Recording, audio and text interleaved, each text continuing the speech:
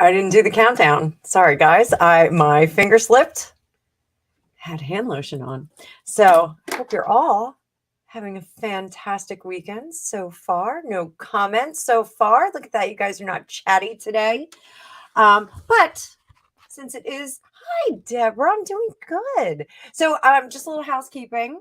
So due to circumstances beyond my control and my good nature, I'm staying on at my current day position for another 2 weeks. There are just some things that happen there, and suffice it to say, they're going to be really shorthanded if I'm out this week.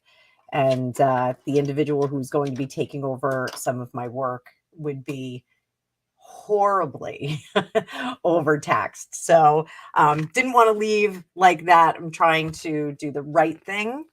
But it is the end of summer. And you all know I used to live down at the shore, like right on the beach. And I thought this was an appropriate time to say some words. So in these last bedraggled days of summer, when the elastic in your swimsuit has gotten all stringy and has lost its pull from days in and out of the ocean, when your skin is no longer pink and softly sun-kissed, but toughened and a deeper, thicker shade of brown, no longer sunny gold, but earthy, brown, and deep. This is when we breathe. This is when we breathe in that heavy air that waves towards us in thick, hot bands, rippling all we see. This is when summer slows and crawls to its annual death. Enjoy the heat, slow the beating of your heart. These are the dog days. So I thought that it was important for everyone to realize. So some people get really bummed out when we get to the end of summer. And I personally do not. I mean, we had something called local summer, which is well into September. We have still beach weather. The lifeguards are gone, but we can still, those of us that live at the shore, we can still go to the beach. We can still enjoy. Sorry, I'm trying to get my microphone in a good spot. Let me just pound on this a little and beat your ears. So we can still really enjoy the summer and still, get those last days of tan. And, those of us that surfed, we surfed year round. So it didn't matter how cold it got, you still got your thick wetsuit on and jumped in the water anyway. But just so many people get bummed out. It's always like that last scene in Grease or, the end of the summer blues. And so I don't want anybody to get the end of the summer blues. Like this is where time slows, this part of summer and this part of the season. And I know we have a bazillion planets that are in retrograde. I know some weird stuff is going on. We're going to talk about it. We're going to see if we can get you all into a good headspace. Deborah, I know it's 110 down there. One of my buddies is down in Georgia, and he posted this really, it was a picture of his dashboard, and I thought it was 123, but it's just 100 degrees. It's not that hot, just 123. But, oh, Gemma's here. Guys, this is my girl, Gemma. So I'm sorry, Gemma. I have a lot of tea in me, and I had to take Benadryl for the last few days. But Gemma's got a great channel. Please go on over there and follow her. She does a lot of good stuff. Very positive channel, just like we're all trying to do here, like the Hutches are trying to do. So go on over there and give Gemma a share. You're cruising toward 10K, aren't you, Gemma? You're getting there. And thank you so much for sharing, honey. She did share my feed, so I appreciate that. But yeah, go over there and go take a look at what she's doing. She's super sweet, super cool, and adorable, and we love her. Hearts to you, Gemma. So just over 5 too. That's headed toward 10K. That's headed toward 10K. Oh, and Hutch. Hey, Fitness Hutch. How are you? I am scrambling to Saturday night over here. I need a Saturday night. So I like, trust me, my Saturday nights are like completely mellow. I did not know that you guys were live. I wish you all were on. I wish I saw it. I was, it never fails whenever I do one of these lives. Hey, you're amazing. There's Mel. Hey, the fittest touch, Mel. So it never fails. Like when I do one of these lives, like I'm like, oh, I got an hour and like I'm futzing around. And then 5 minutes before I do the live, like all hell breaks loose. My dog's got to go out. I decide that I'm going to shove chili in my face, which I did. And then I was like, I got to brush my teeth. So, all kinds of crazy stuff goes down. So there's a lot of news going on. So first thing, we had the big arrest here, the big mugshot here in the US, which was an historic moment. Alice Cooper is in trouble for some transgender transgression speaking. Bill Murray and Kellis split up. I didn't even know they were dating. You all know I'm a Bill Murray fan because of, my entire childhood. And also my brother-in-law was on his baseball team at one point and got slapped by him twice. I love that. Also, Jimmy Carter is not doing well. So we were going to take a look at Jimmy Carter. And Kevin Hart was in an accident, and apparently he's going to be in a wheelchair for a little bit. He's not paralyzed, but he's going to be in a wheelchair for a little bit. But this was the biggest news that share screen. This was disturbing. Share screen. Hang on. You all know I'm not the biggest drinker in the world, but a beer ban? Beer ban. So what it's saying, which is a little sexist, I'm just going to put it out there. They are talking about up to 1 bottle of beer for men, or 2 bottles of beer for men and 1 for women. A little sexist, just going to say. But never have I ever had 1 glass of wine. I'm just going to say that. So let's remove that from the feed. We'll go back to that. So yeah, I don't think that's a good idea. Oh, Foxtrot Alpha. Love that name, Foxtrot Alpha. So, and Lady of the Lake is here. Seri, all of my regulars are here. Thanks so much, everybody, for jumping in. So what we're doing today, Jay Marcus, you can't chat. Keep driving. I'll keep yelling out to you. So what we're going to do, we're going to start with some celebrity stuff. And as always, you guys get readings too. And you know the drill. Chat in the comments, all bold. You can make a contribution if you'd like. And if you want your own private reading, you don't want to do it on here, you can find the link in the description and book a private reading with me. I'm always happy to do that. And if you can't find a time that works for you because you are possibly in the United Kingdom, just send me an email, fortunecookiestarot@gmail.com. I will find a spot for you. So,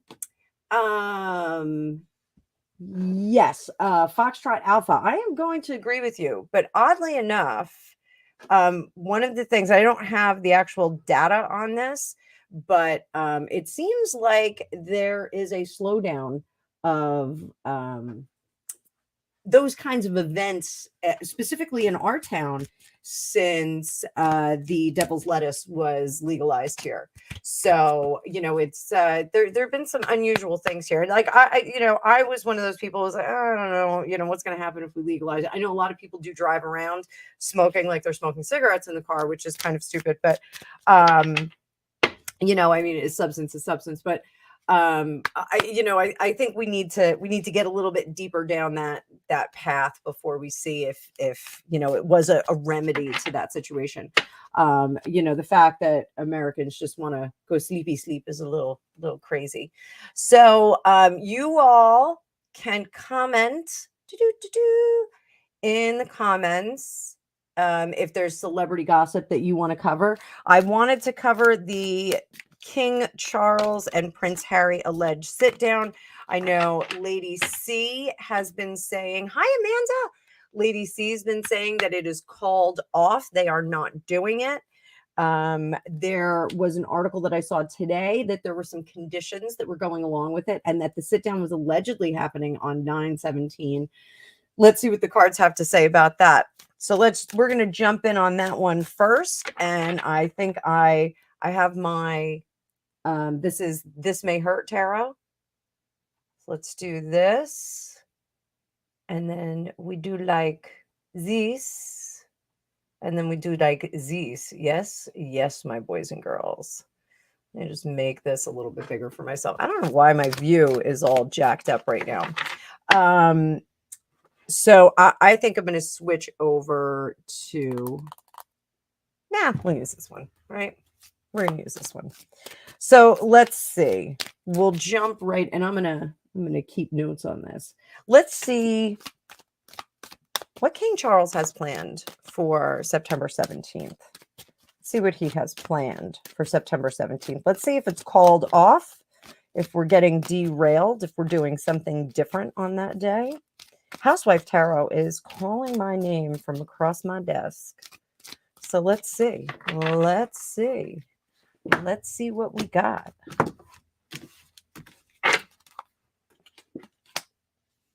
Page of Wands in reverse. Two of Cups. Oh, he is such a sentimental guy.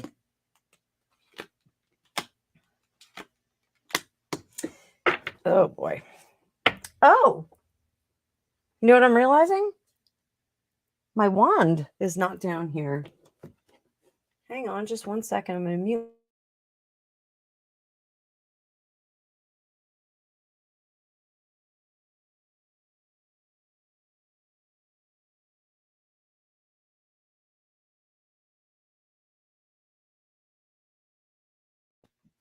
All right. I don't need my wand to read, but oh, thank you, Samantha. Just passing by, hitting the thumbs up. I appreciate that. Hit that thumb. Hit the thumbs up if you can. So, all right. Prince Charles and Harry. This is really what Prince Charles is doing on September 17th. So we have that Page of Wands in reverse. He is not looking to start some trouble, but he is being a little bit submissive about it. I'm just going to say that. He's like, well, I think we should see how things go. Thank you, my darling. I got my wand back, my magic wand. This is what happens when you're out and about. Can I have a soda? Yes. Scram, child. I love you. You are a fantastic child. So he's not looking to kick up a dust storm and start some nonsense with this. So I think that's his fear, and that's what's having him hold back. So here, very sentimental. This is our Two of Cups. He's looking to put those things back together. But we've got the Fool in reverse. So very foolishly, it looks like he is going about this in he's giving the benefit of the doubt at this point. That this is our King Charles. I think I just called him Prince Charles. I apologize. Get that name right. And he's going to offer a safety net here. He's going to offer a pathway out of it. I think that is really what he's going to do. And he's going to invoke the mother and just say, this isn't right, son. It's not right. What's going to be PH's response to this? What's his response to this?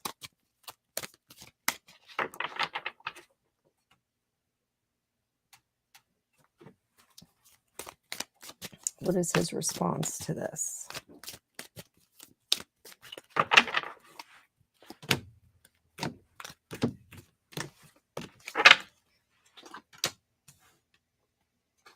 Oh my goodness.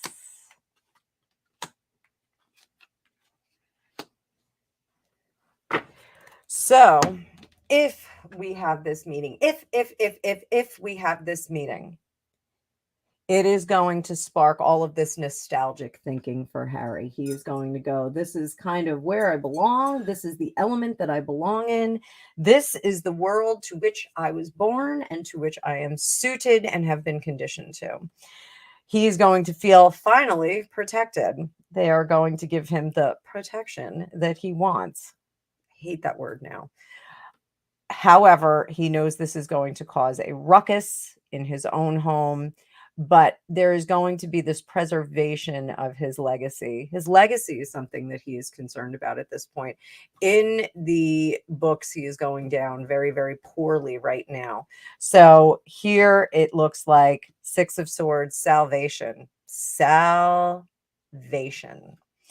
So I think he's going to take him up on it. So what's the best way? So if darling boy decides to jump in daddy's escape hatch,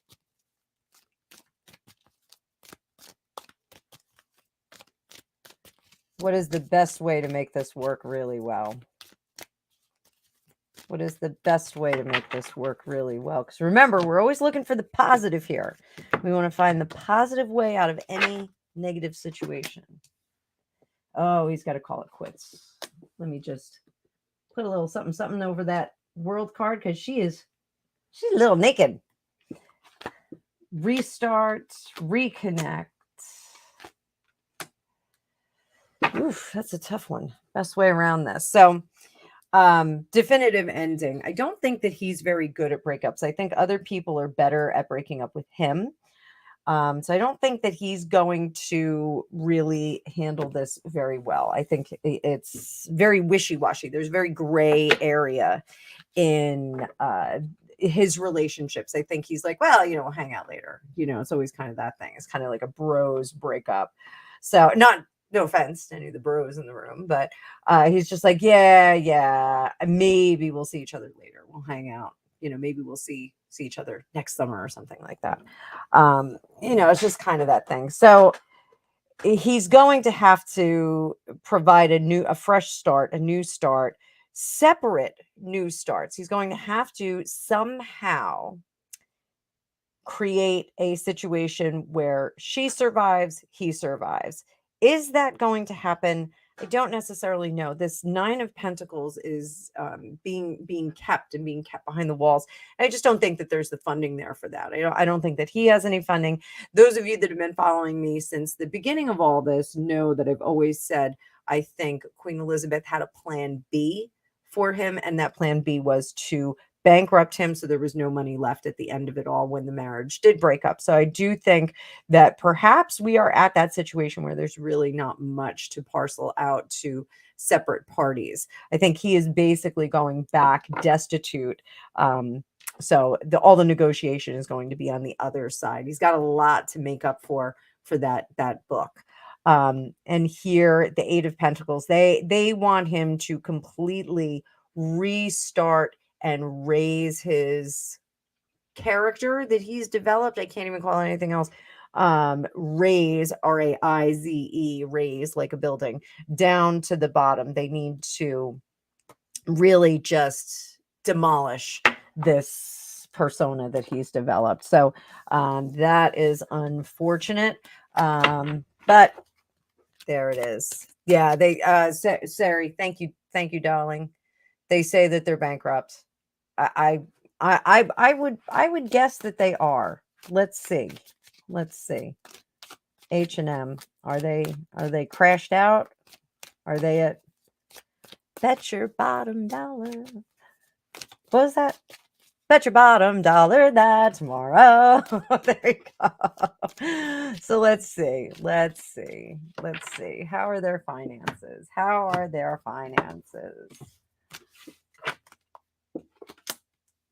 Hangman. Oh, they're blaming everybody else for the mismanagement of it. I think they still have a little bit in there. Like for regular people like you and I think they've got plenty to be regular people like you and I. But are they, well seated to live that lifestyle in beautiful sunny Southern California, which is super expensive? I know, I lived there. It's ridiculously expensive. Hang on, guys, because I gotta put my fidget seat on. I feel like I'm just a little too low down to be doing this. I feel like I'm in a hole. So those of you that here, if you have any kids that have ADD or if you have ADHD, this is called a fidget seat. And it basically forces you to use your torso to not be fidgeting all over the place. And apparently fidgeting has something to do with torso strength. So, and it brings me up a little bit higher, so I don't look quite as short. So I think he's still got a little in the piggy bank, but I think that money is not forthcoming. I think now he has gotten smart. I think now the money has gotten to gotten so low that it's almost like we're being careful at this point. So, oh, Gemma, darling, you little pumpkin. Look at you, sweetie pie. Let me pull some cards for you, Gemma. I haven't done a reading for you yet, my little sweet. So let me do that. We're going to do, this is a cool little deck. This is, for those of you that are new, this is a Marseille Tarot. And the Marseille Tarot is not like the Rider-Waite. It doesn't have pictures on all the numbered cards. So it's a little bit different. You read it a little bit differently. It relies more on numerology and the progress of numbers. But what I'm doing is I'm just going to pull 3 cards for my Miss Gemma. I know you haven't been feeling well. I hope your voice is back.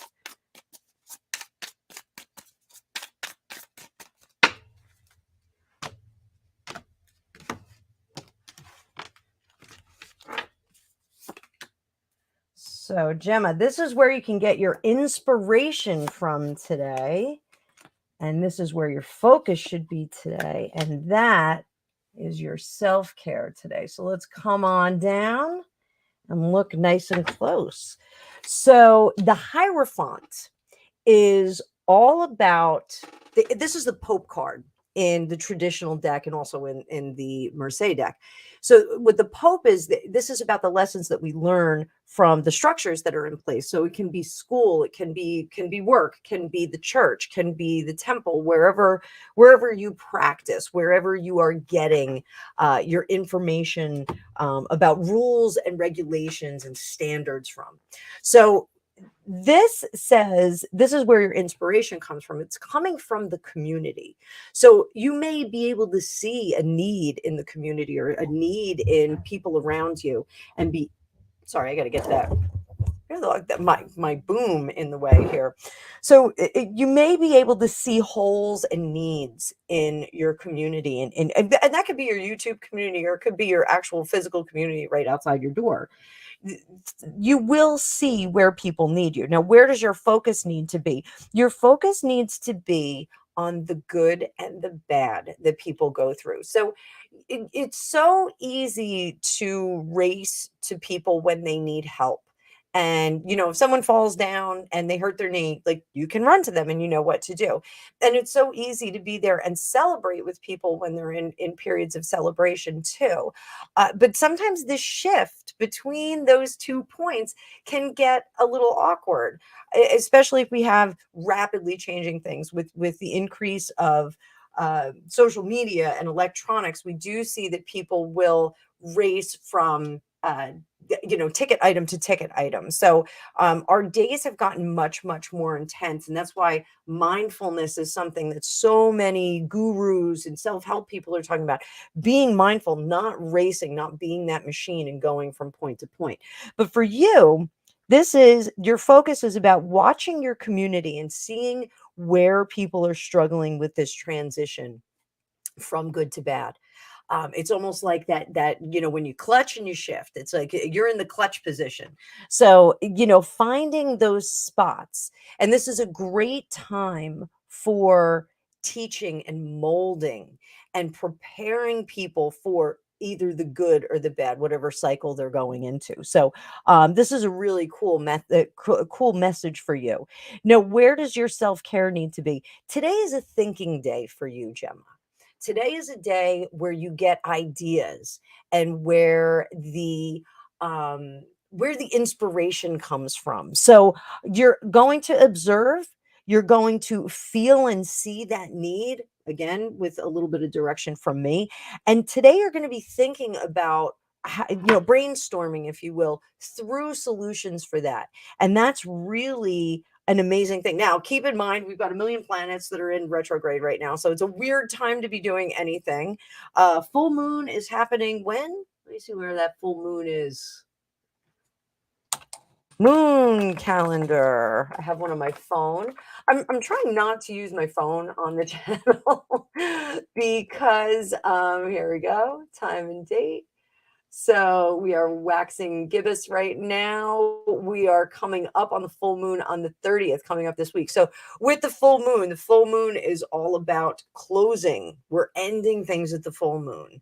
So when we get to the new moon, that's when we're restarting things. That's when we're starting new projects. You want to build to that full moon, and the full moon is completion. So, so we're in a weird place in the moon cycle. We're at a weird place with all those retrograde planets that are out there affecting all of us in interesting ways, making things difficult to move forward. So, Gemma, you brainstorm today, write things down, figure out, where there's a need and where you can help.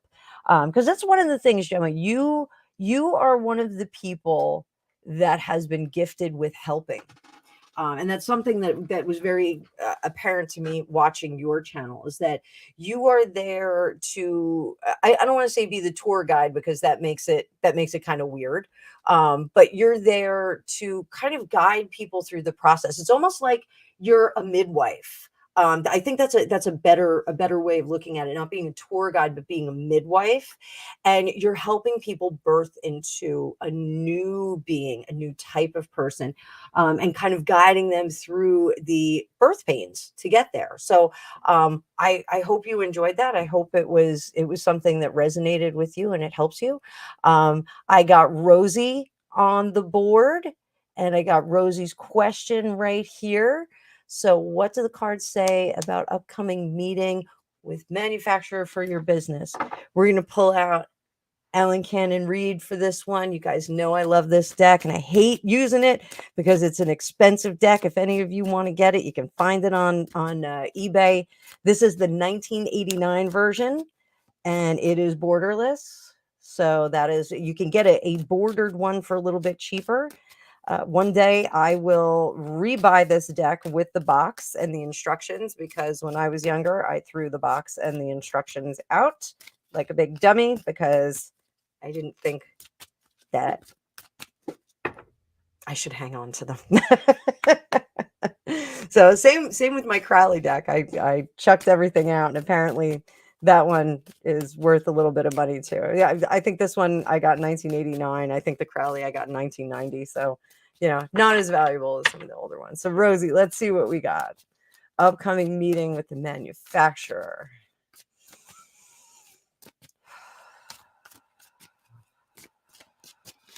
What do you need to know? We're going to pull out that Hydesville Tarot, I think, too, for this as well. The Hydesville Tarot is calling my name right now. So we got the Three of Swords.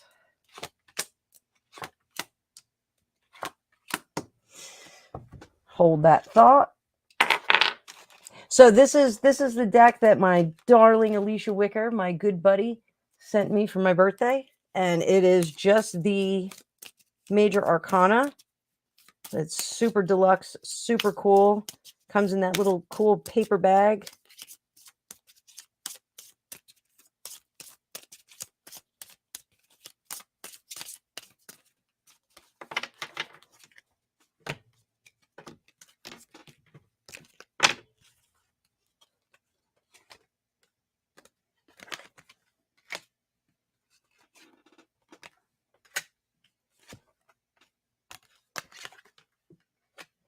All right, so fun little reading that we have here.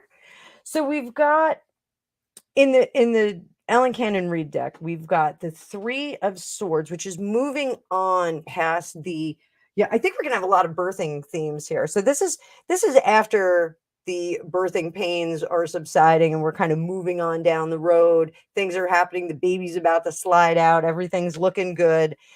We're still kind of stuck in the road. There's still going to be some discussions there. And I think part of the problem is with the costs of the manufacturing. I think cost is going to become an issue here, and they're going to have many, many different solutions for that. So it's not that the cost is an issue and they don't have any solutions. I think they have too many solutions and they're trying to figure out which is going to be the best fit. And that'll be an ongoing discussion with you. Again, when we get this two of pentacles, this super hot, sexy dude in his mankini, it's really about getting your bang for your buck. So making sure that we have that nice pivot point between product production and profit. Product production, profit. So it'll eventually work out, and the solutions that are at hand are going to be profitable. Sun card, we're looking good. We're looking very, very good. Thumbs up. Okay, sign. Um, they are going to help you bring this into the world. I'm dying to know what this is. I don't know if I know. But they're going to help you bring this product to life. But there's going to be something, there will be a moment where we have to kind of press pause and look backward a little bit. So I would, this meeting is going to be good, but there's going to be a number of options for cost and profitability. And that, I think that's part of the process of getting from concept to production that has kind of eluded you. It's not something that you have dug really deeply into. So they've already dug deeply into it. They have their people that are doing the research on it. So they're gonna dig very deeply and kind of say, well, we could do this and this is what's gonna happen, and we could do this and this is what's gonna happen. So, but I think there's gonna be a lot of different options for that. So let me know how that goes, because that's it does look good. It looks like this will be a very, very good meeting. So as we will, let me scroll down. I know I'm not looking at the comments very much. Deborah, I am probably going to start classes in October. I was hoping that I would be able to start them a little bit sooner. But with the 2 weeks that I'm going to continue to work, I have to get the first week that I'm off. I have to clean out that space. I met with the writer this morning that I'm going to be working with, and I'm going to be doing some work for him. So I have to make sure that I carve out time for him as well. His stuff is pretty cool and pretty important. So probably October. Oh, Gemma, your voice is back. Oh, that's great. Oh, you didn't upload earlier. Okay, I've been scrambling today. We had a clothing drive for my son's band, so I was over there dropping off shoes. I'm like the only person in the world that like cleans out a closet, drops off a bunch of shoes, and then they tell me, "Oh, we got to take them out of the boxes." And I took out 2 pairs, and I was like, "Yeah, I can't give these up. I got to keep them." I'm like the worst. So Rosie, I hope that helped. I hope that gives you a little bit of direction, a little bit of a leg up. Yes, transitions of changes in development. Yeah, super important. That gray area is like the pregnant pause between two things, between being awake and being asleep. So, Sari,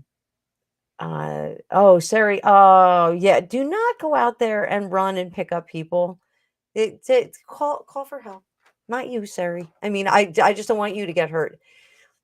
He's a big guy. So there was one night that Greg and I, it was one of our epic parties, and Greg had a bit to drink, and Greg's almost 6'4", and he came into the bedroom and was coming at me, and I was like, "Oh," I was like, "I can't catch you, dude." Oh, goody, Gemma. So yeah, it's a thinking day. Today's a thinking day. You're gonna get a lot of inspiration, a lot of thoughts will come down from on high. So I feel like tour guide. No. You're a midwife. A midwife. I like that. Hi, Sharon. How are you? Greetings. Everybody's jumping in.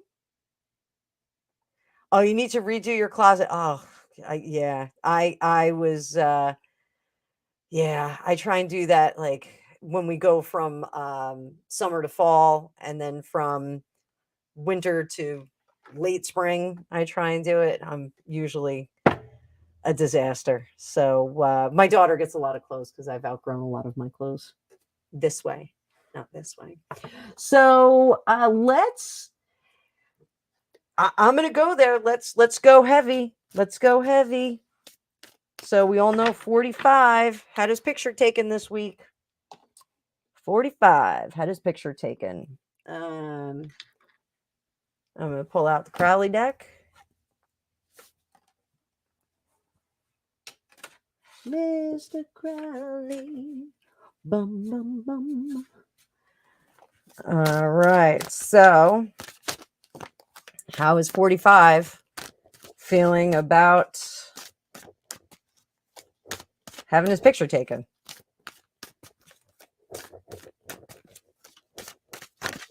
How is he feeling about it?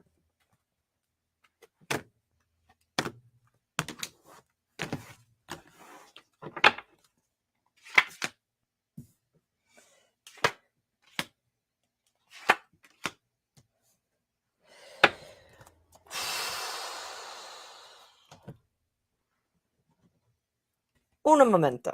I just want to pull something up here, boys and girls. I just want to pull up a download that I did.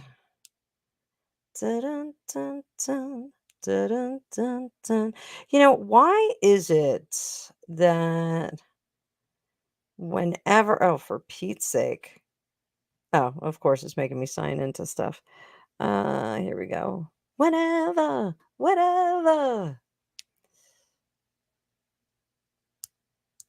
No, that's a bank statement. That's not what I'm looking for. Yeah, I can't find it. Ah, rats. Well, that stinks. So I just wanted to look up.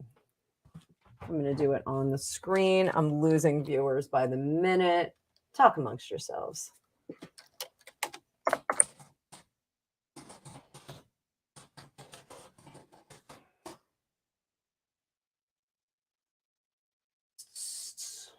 Here we go.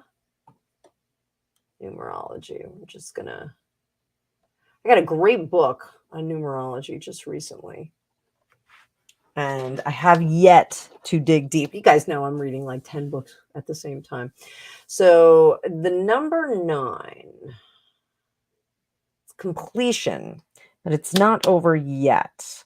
I just want to see if there was more information. I know that it means completion, but it's not over yet. So we've got, this is how 45 is feeling about what's going on right now.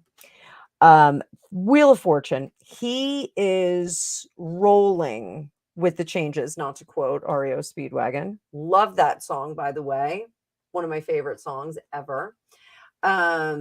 So he is rolling with the situation. He's nonplussed, very nonplussed about it. Refusal to give up, refusal to face inevitability, even when it stares him in the face. Refusal, digging his heels in, not doing it. And here, refusing that the party is over. Is the party, in fact, over?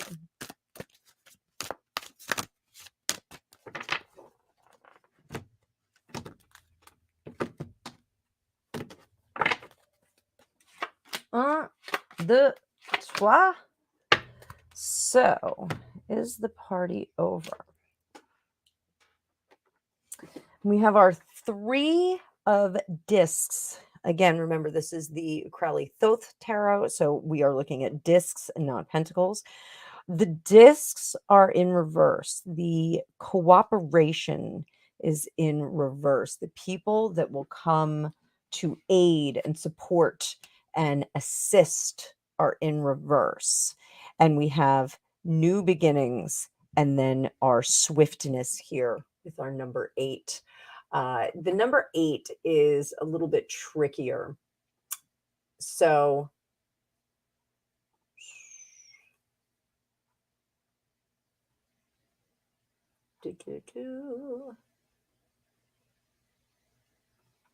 I can never say Pythagorean correctly, but I think I did just say it correctly. So the number 8 is, this is achieving, reaching goals, getting there. This is striving for success. So in the absence of having those support people, he is steaming forward toward a new foundation and toward that achievement. How does the universe feel about this? Let's see what the universe has to say. Now, I'm asking, this is a big ask. Big ask. Not a big ass, but a big ask. What is the universe feeling about this? 45. Continuing to fight. Continuing to wield his sword. The sword is him talking. So got 19 delightful people here on a sunny Saturday afternoon. I really thought it was going to be rainy and miserable today, and I was all excited to just kind of curl up with a cup of tea and do nothing. And then I went outside in jeans and a t-shirt and sweated my butt off while I delivered shoes. So how does the universe feel about it? 3 of Swords. 3 of Swords is in reverse, though.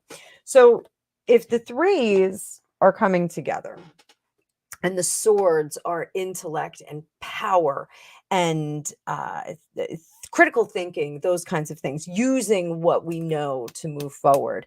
If it's in reverse, we are wielding wildly. So I think there's some wild wielding going on here. The universe is chaotic at the moment in its opinion on this. How is 46 feeling about everything that's going on? 46 is been saying some weird things, and apparently he got booed in Lake Tahoe. I just saw that right before we got on. And Lake Tahoe, my old town, used to live there, loved it there. Not much industry, not much to do there unless you're a waitress or a ski person. I was not a ski person. You all know that. I was a shoeing person. I loved to shoe. So how is 46 feeling these days about what's going on? How is 46 feeling about what's going on with 45 in regard to 45? Let's see how he's feeling. What is he feeling? And boom, shakalaka. Okay, we're going to keep that way. 4 of Cups, Prince of Swords. We're going to keep going in this direction. And the Hermit card in reverse. So, we've got the 4 of Cups in reverse here. The 4 of Cups is a really great card in the Thoth Tarot. It's more about the foundation. In the traditional Rider-Waite, this is about kind of staring off into the distance and waiting for the universe to come and kind of sort you out and tell you where to go and fix your emotions. But in this deck, in the Thoth Tarot, it's more about that foundation. It's more of how I teach that 4 of Pentacles in the Rider-Waite. We have more of a steady foundation of emotions, steady flow, ebb. We're getting all of the, hi, Pizza Demon. Oh my God, Pizza Demon's on my feed right now. Hi. I had pizza for lunch. Yay. So I am from the land of pizza and bagels. Pizza and bagels. That's what we have here. That's our export. So we don't export it, we just keep it here. So with this 4 of Cups in reverse, what we're looking at is there is this lack of stability. It's almost like we're kind of, again, flailing all over the place. And this is 46 in regard to 45 having his picture taken this week. I mean, I'm just going to keep saying that. He had his picture taken. Hi, Catherine. So here, Prince of Swords, he's going to keep talking. However, he is going to be not speaking from the heart, not speaking from his own intellect, but from information that's being given to him. Is he thinking about what he's saying? Not necessarily. I think there's going to be a lot of scripted talk here. So, which makes sense because when you're dealing with legal things, I think it is, if you are not an actual attorney, you should be very careful about how you are wording things and how you are extemporizing. What am I trying to say? I have no idea what I'm trying to say, but you should be very, very careful about how you're discussing those things. So that I think is all I want to say about that for now. I don't think I want to go any further on that for right now. All right, so we're going to put Crowley on the side. Let's talk about Kevin Hart. So apparently Kevin Hart was, and I do have my tab open here.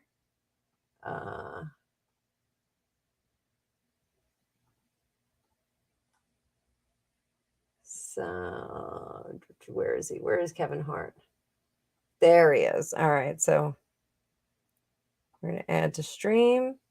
That is the wrong one. Remove. And we're going to stop screen and present again. Let's try this again. Here we go. So you guys can see what's going on with Kevin Hart, who I think is adorable. I love Kevin Hart. I think he's great. So Kevin Hart was in some kind of a silly little race with someone. I am not a football person, but he apparently was racing with running back Stevan Ridley, who played for Pittsburgh at the end of his career. It's probably not the best idea to race a professional athlete. Just my feeling. So he was suffering. Kevin suffered some severe injuries. Announced it on Wednesday. So he's going to be in a wheelchair, and he apparently did a like 40 yard dash and tore his lower abdomen. His abductors are torn. He said he doesn't even know what that is, and I can't walk. So that's what happened to Kevin Hart. So let's see how his recovery is going to go. And we'll check that out. Let's see. I like Kevin Hart. I think Kevin Hart is adorable and hilarious. And he's one of my people. He's a little person like me.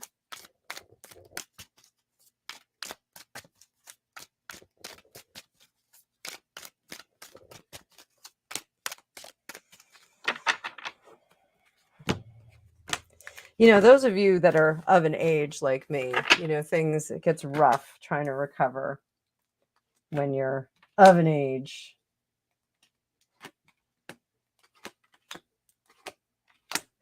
So he knows that, hi, Broke Schlo, lurking in the background, my friend. So he's glad it's not worse than what he thought it was. Like initially, I think his reaction was like, "Oh God, I really did something bad."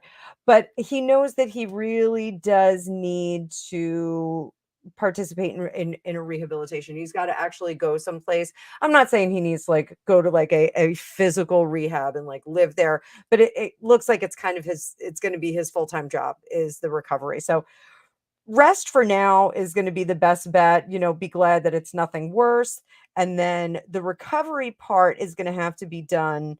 I like as a 9 to 5 job. Like I hate to say that. I know, you know, recovery is when you go to physical therapy, you're not doing it for 8 hours a day, but it's almost like that's what he's going to have to do. He's going to have to get in there and go to a facility, work for a certain amount of time, and then go home and continue to rest. So, you know, he's bummed out that this happened because it really was a mile marker of, hey, I'm too old to do this. You know, I'm trying to, you know, turn the clock back and do things a little bit differently. He knows that it was a bad idea, and he almost, the messaging that he's going to put out there, someone has said to him, why don't you do your recovery? Why don't you kind of, you know, vlog it, do like a personal vlog and let people know how it's going? And I think he's averse to that. He's like, I don't want to do that. I don't want them to know what's going on. Everything's a reality show. Like, you know, this is a reality show. You guys are seeing my whole life. So here, most of my life, but you know, it's all good stuff. Gemma, thank you so much. I will put it toward a new tarot deck. I will pick one that's very Gemma-like, and I will call it my Gemma deck. I actually have one that I call my Johnny Depp deck because I got it and I was like, ooh, this just feels like Johnny Depp. So I will pick one and I will get a Gemma deck. It'll have to be. What's your favorite color, Gemma? Tell me what your favorite color is. Now I will find a deck that that accurately represents you, my dear. So, and I see Beverly just came in. Hello, Beverly love. How are you? Paola. Hello, my darling. You look very pretty in your picture. So let's whoop, I'm flipping cards over right in the middle of the deck. So we're gonna do a little sad here. So Jimmy Carter, those of you that are not Americans, he was the first president I remember because oh, purple, Gemma, that's my favorite color too. I'm purple and green, so that'll be easy to remember. I will find a purple deck and I will get a purple bag and I will label it as my Gemma deck. I will do that. So I'll start shopping tonight. No one loves shopping more than me, especially for tarot decks. So Jimmy Carter, not doing so well. He's 98. As to be expected when you're 98. But they're saying the reports now are that he is in decline. So it is likely that we are going to have an announcement presently. Let's see how far down the line we're going on that, how quickly. So Paula, thank you for your donation. Let me know what your question is, and I will read away for you, my love.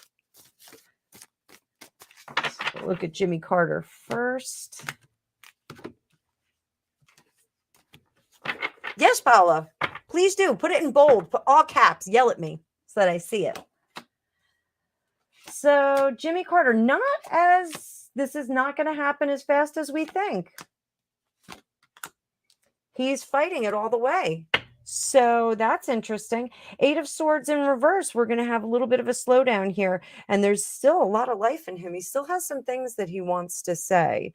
That is very interesting. Has some very important things that he wants to say. Again, very, very interesting.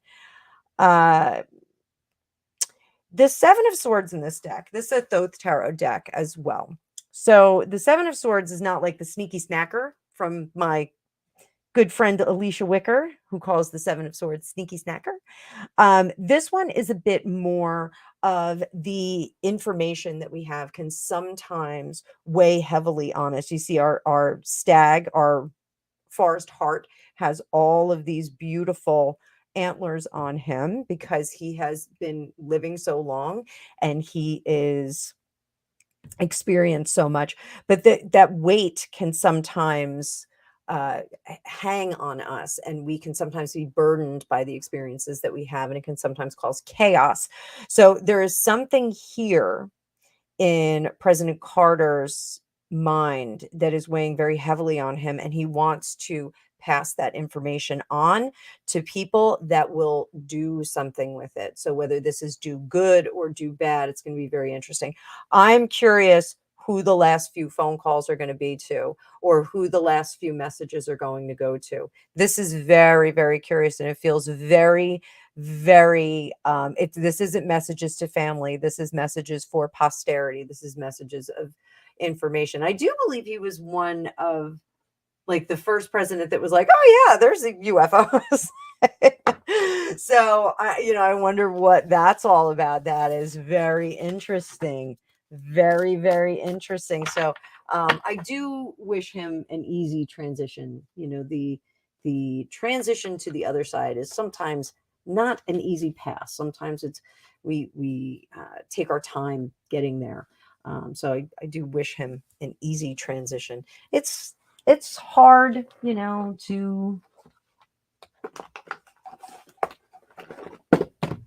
to pass over, but we're all gonna do it at some point. So Paula, darling, I have 2 different decks for you. Pretty lady, pretty decks. So this is my romantic tarot, since we're asking romantic questions. And don't feel bad that I don't have this deck in a box. Whoops, I almost left one card behind. So we're going to pull that out. I keep my romantic decks in its very own romantic box. So don't feel bad. This is a deck that I use all the time. It's on my desk. I am so excited to move into the other room too, guys. Like, it's going to be so cool. It's probably going to look like it's under construction for a while, so just bear with me. I'll make it pretty soon enough. All right, so sloppy shuffle. Hang on for all you newbies. Oh, and you know what I didn't do? I don't have my banner on there. I can put that banner up. Look at me. And then we got sloppy shuffle. So there we go. No banner. What a maniac. What's wrong with me? I am off my game. So for entertainment purposes only, everyone.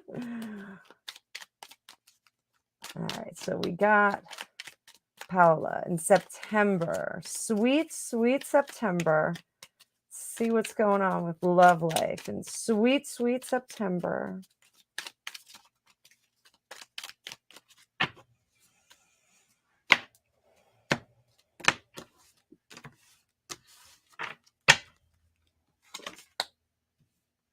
And there he is.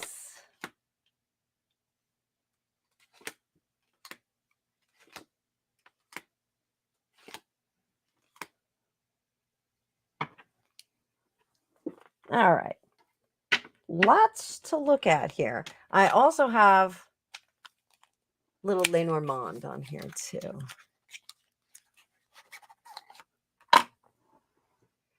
Oh, just so you guys know, Sophia, if anyone's interested in a private reading, they can message me too. So thanks, Sophia. Thanks for being here. It's always the trolls. Always the I mean, they're not trolls, but I think they're bots. I don't think they're real. I'm going to bump her off in just a second. Let me go over to let's see where she is. I'm sorry if you're going to hear two things on here. So we are just going to oh, she's so pretty. I hate to block her, but you know what? We're all doing this. I just hit her comment. And Sophia, we're going to block you. There you go. All right, Sophia. There you go. Whatever. So, all right. So we're going to get some Lenormand on here too. I don't, usually I don't pop those down, but I think I'm going to be a bit more aggressive with them because they seem to be getting more aggressive. They've been showing up on Rick Paul's as well. And just, I would never do that to another psychic. That's kind of rude. Kind of rude.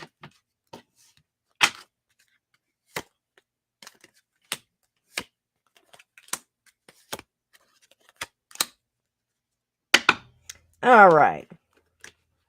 So Paola, let's take a look. Got a lot going on here. All right. So here's our gentleman. This is the Knight of Wands over here. And he is arriving with flowers. You can see that. Good intentions. We've got good intentions.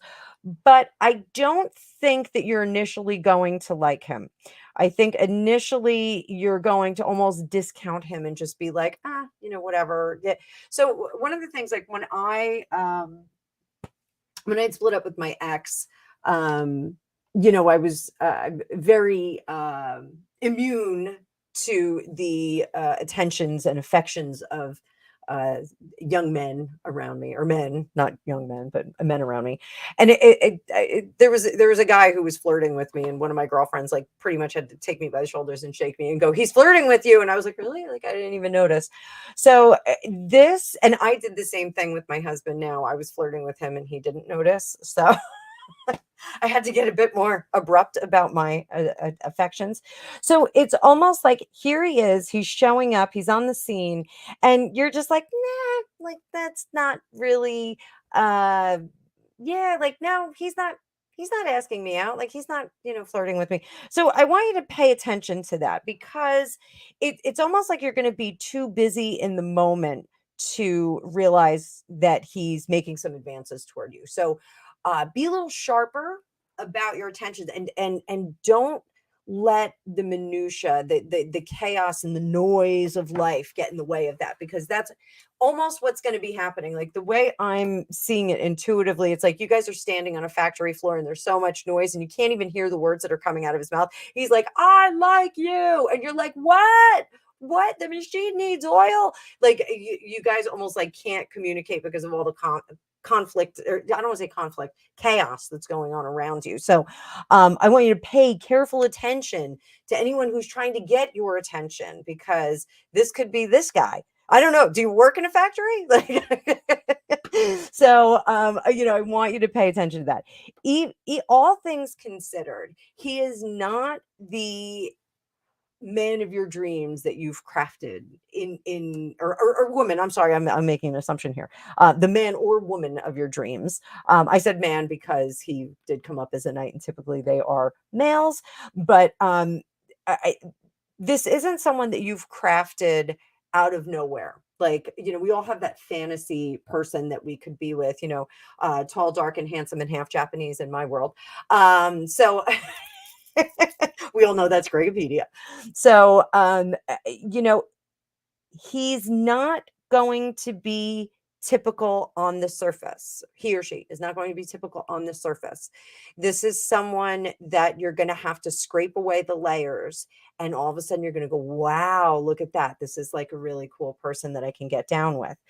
The message is coming from a friend. So this may be someone who is already a friend and already in your circle. I get the sense that this is someone who is around you and you haven't noticed because of all the stuff that's going on. It's almost like one of those like adorable movies where the girl grows up next door and she always thought the boy next door was great to hang out with, but never really thought of him as a romantic partner or romantic opportunity.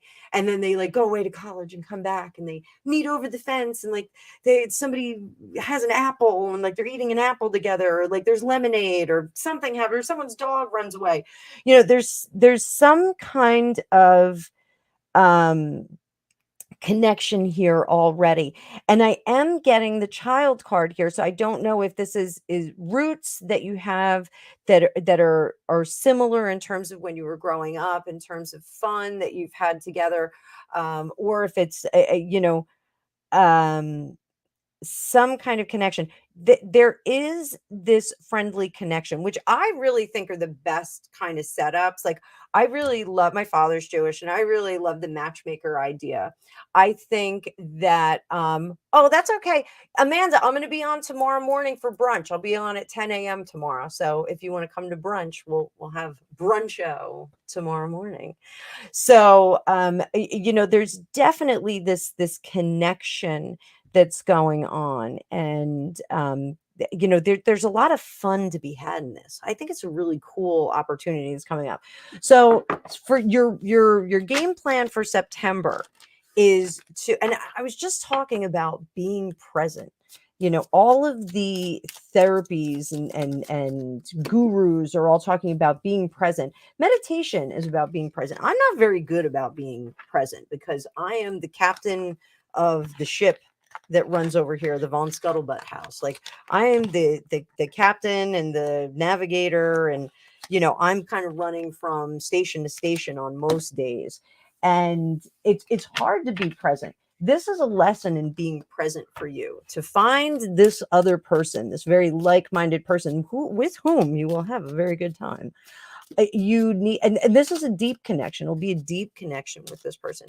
You're going to have to shut off the noise, and it's not as easy as flipping the switch or turning off the TV. It's going to be distracting yourself from all of the chaos around you. So, when you're on that factory floor of the lives that we lead, you're going to have to be able to kind of meditate and distill it down to that one-on-one experience. And I think you're gonna find some very interesting stuff. This person is interested in you already, so they're gonna show up. We'll get through the summer, the last of the days of summer, and we will come out the other end with holding hands with somebody at the end of September. So I hope you like that. Paola. I love your name, by the way. I love the name Paola. So there we go. And Amanda. Let me see. So, and Amanda just said she's split. So let's do this. Is it smart to continue to invest my time, energy, and money into my community? I've joined the board and spent money on marketing. Will this end up being a good decision in the long run? Let's see what we have to say about that. So, all right, Amanda. Oh, you are welcome, Paola. My pleasure. Always my pleasure. Love doing this. Hi, Kathleen Connor. Popping in the comments on Facebook. Thank you, Paola. So, Amanda. Let's see. Let's see what the board thinks of Amanda. What is their whole thing with Amanda?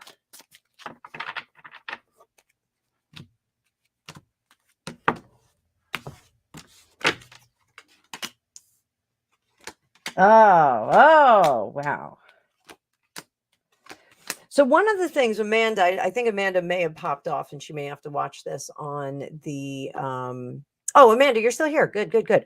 All right. So Amanda, not only they know that you're a doer, they know you get things done, but they also think you're very, very smart. You're the smarty in the room, you're the smart cookie.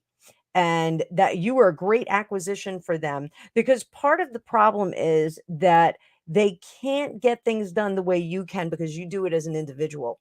They have a lot of conflict. So, like, I hate to say the whole Del Boca Vista thing, but it's almost like they've got people on the board that are in conflict and not in working in concert together. So, oh, Emily's tarot reading. Oh, for Pete's sake. Let me get rid of Emily. These are so annoying. All right. So let's get back there. Oh, boy. All right. This is annoying. All right. Now I got myself into a whole world that I don't want to be in. All right. I'm not worried about Emily's tarot reading. Unbelievable. Can't believe these people did it. It's like going to a gas station. Somebody runs up with a gas can. So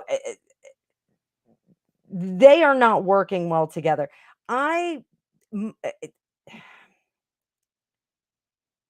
Here they're not working well together either. They think that you're going to be the dividing line, and you're the one who's going to separate the chaos from the cashing in. I hate to say that, but you're the one who's going to solve that. So let's see how that works. I wanted to get their view of you, because a lot of the time, like these condo association boards and different community boards, they have people come onto the board because of what they can bring to it professionally. You're absolutely right. So if you're an attorney, they want you on the board because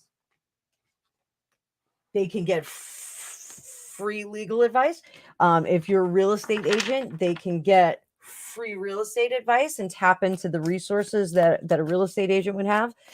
If it's someone who's, a business manager, may be able to get things done that way, or somebody who has a landscape company. There's all kinds of ways you can benefit from it. So let's see, how is this going to pan out for you? Are you going to see a return on investment for this? Will you see a return on investment?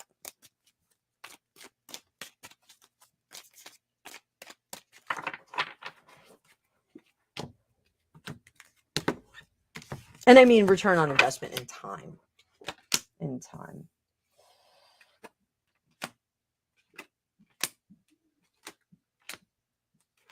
So this feels very much like it's a transient kind of endeavor for you. And I don't mean that in a bad way. Like you're going to get in and get out, not do what you need to do. I'm a huge fan of the Boy Scouts adage of leave an area better than you found it. You're going to do this. You're going to be able to bridge the gap for them, and you're going to be able to have the people that are on the board now see their gifts in the way that their gifts will benefit each other. So it's almost like I don't want to say you're like a peacekeeper, but you're going to kind of correct the situation that's there. Is this going to be a great boon for you professionally? I don't think so. I think you're going to find that it'll be more time consuming because of the nature of how you do things and what you bring to an organization like this. You bring, your A game, you bring excellence to them. And not everybody else does that. And so you can't drag an anchor over the finish line sometimes. Sometimes you got to go in there, do what you can do. It feels very much like your job. This is the lovers. I'm just covering them up because we got butts hanging out. The lovers and the hermit. The lovers are bringing people together, and the hermit is getting them out of those silos, getting everybody out of those silos. Gita and Carolina, absolutely. Hang on just 1 second, my friends. So, I don't know. I think you might get a little bit of exposure from this. I don't think it's going to be great. It's not something to be mad about. It's just going to be time consuming. It's going to take your focus away from things that you need to be focusing on that will be more productive and beneficial for you. But it's no hard feelings when you get out of it. You're going to get some experience seeing people that are working in conflict rather than in concert. And you're almost going to develop some managerial skills that will help you kind of correct that. It's very strange. The organization is working in silos. They're all like kind of digging their heels in for their own sensibilities and their own ideal of where they should be going. But they're fighting about it. So they're siloed, but they're fighting about it at the same time. It's a very weird organization. There's a couple of players in there that are real sticks in the mud, just going to put it that way. Not terrible people, but just very confident people, very, very certain of themselves. So, all right, we got a few more here. So Gita, thank you so much. Thank you, Amanda, for your contribution. And Gita, here we go. Oh, we got another September. September is looking towards September. If you weren't here at the beginning, go back and listen to my little piece that I wrote about the end of summer. So, which deck? What will Gemini A's energy feelings? Well, you know what? We'll go back to the romantic tarot. Less contact. I'm not sure if you mean, will there be less contact?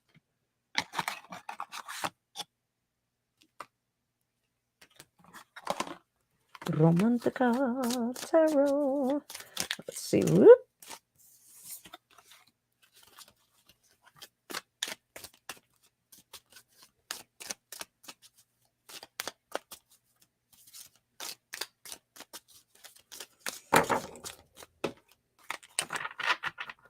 Gemini A. Toward me in September.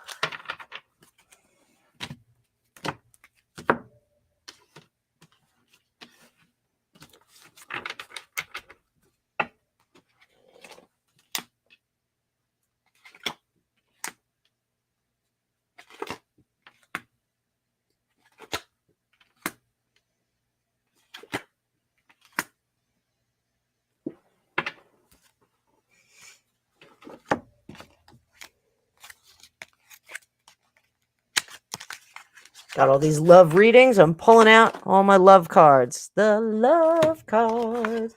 Dun. Soon we'll be making another run. The love cards. My poor daughter, I'm going to make her watch Fantasy Island with me later. Now we have to get the Love Boat box set.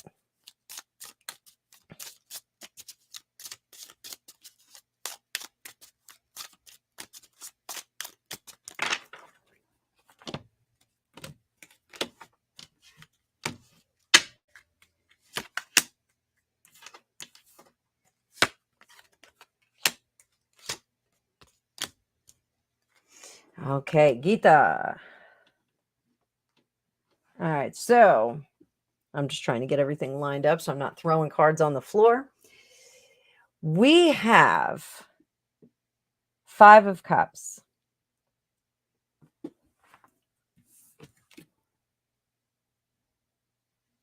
That is Six of Wands. The reason why I stopped is because the Six of Swords is usually in the boat, but this is Six of Wands. Moving forward, but it's in reverse. We've got our Wheel of Fortune in reverse, and then we also have our Chariot card moving forward, and then Seven of Pentacles in reverse. We'll get to the Lenormand down here. I want to move these up a little bit. So what is going on with this situation? Because the Five of Cups is about disappointment that has not been repaired. And the Six of Wands is success, but it's in reverse. So there is some regrets here about not saying everything that we needed to say, not doing everything that we needed to do, and having some loose ends. This is definitely a combination of loose ends here. We're trying to repair that Wheel of Fortune in reverse. It just feels like things are not going in the direction we want them to, the direction we want to manifest them.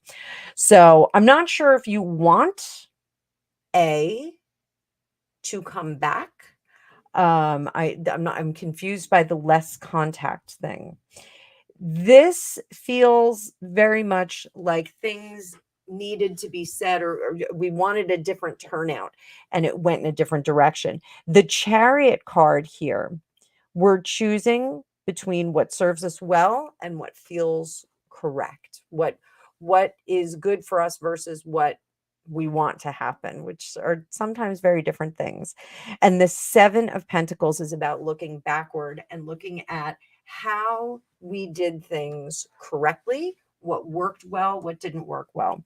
Traditionally, the Seven of Pentacles, when it is upright in the Rider-Waite deck, it's a farmer who's looking at his crops and reviewing what worked well and what didn't work well, maybe having to do things a little bit differently next year, maybe using different fertilizer, maybe using a different type of seed, that kind of thing. So this is really moving forward, is about looking backward and seeing what served you best, what we did right, what we did wrong, and what's going to take us into the future.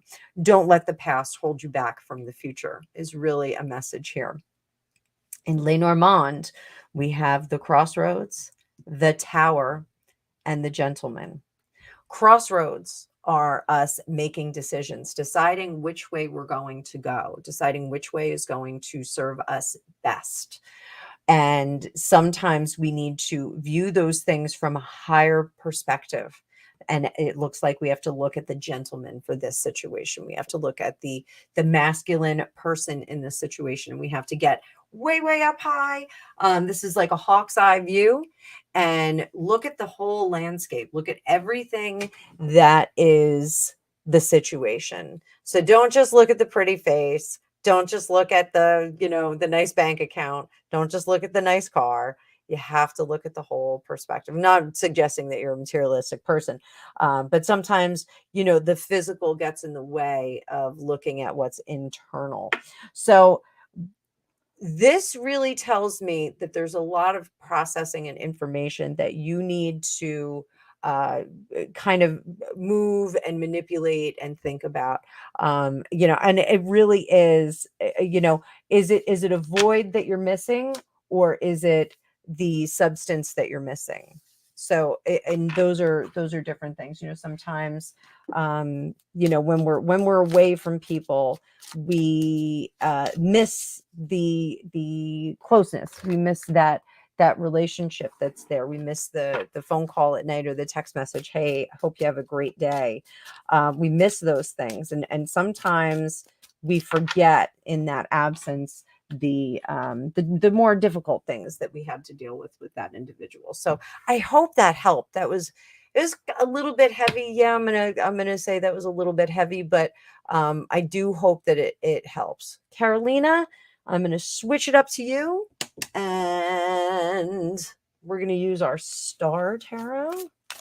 So thank you, Gita, for your contribution. And Carolina, thank you for yours. Let's go. Let's see what we have.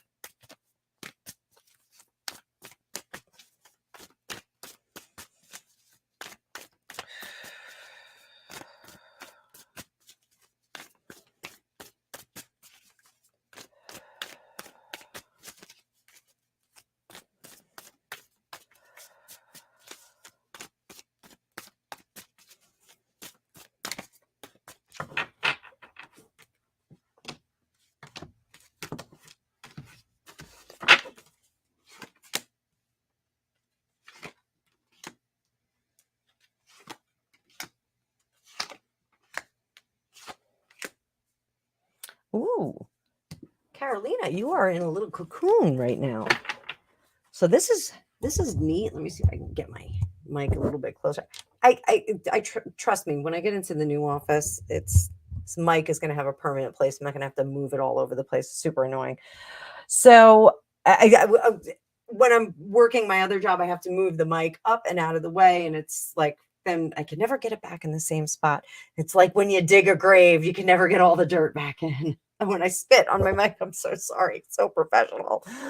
So, Carolina, you are in a little cocoon right now, and that's okay. All right. So, even though I read these in a timeline, sometimes I do separate them into different sections. We're going to do 2 and 2 and then 1. All right.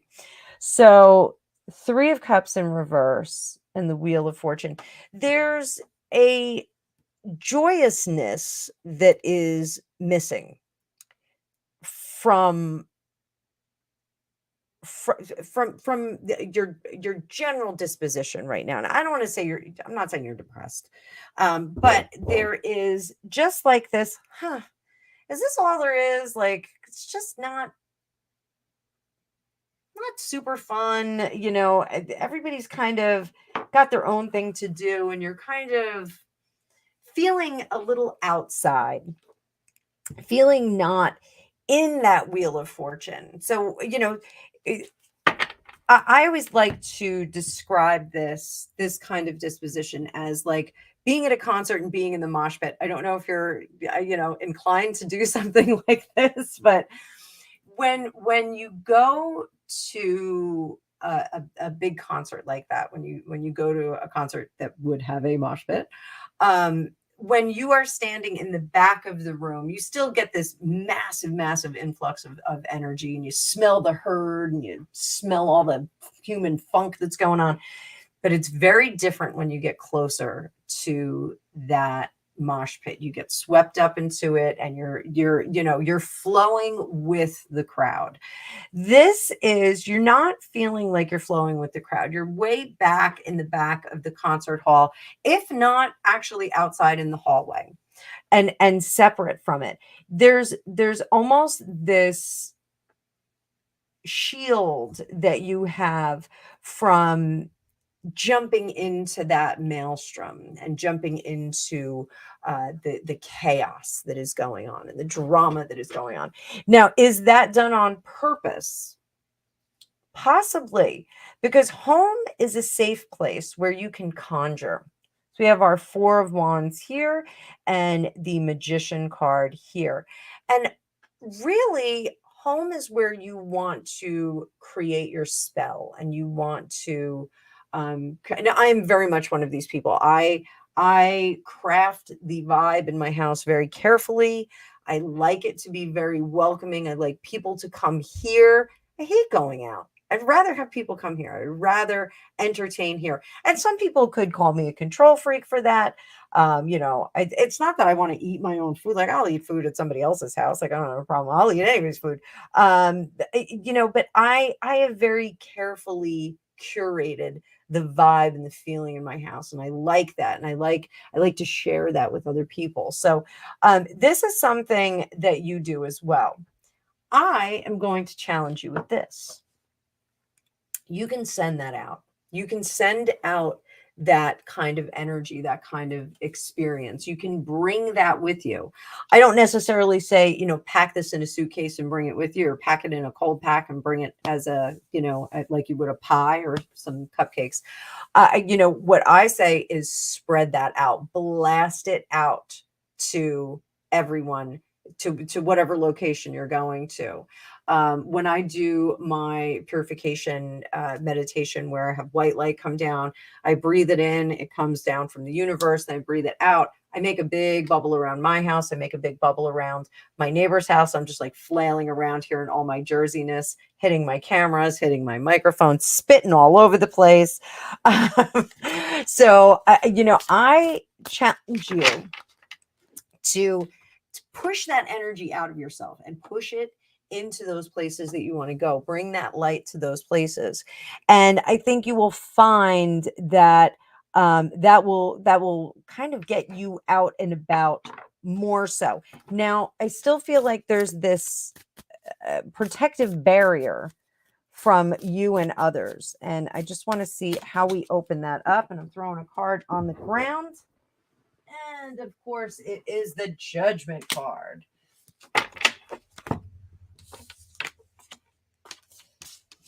Put these suckers on the side for a minute. So we got our Judgment card.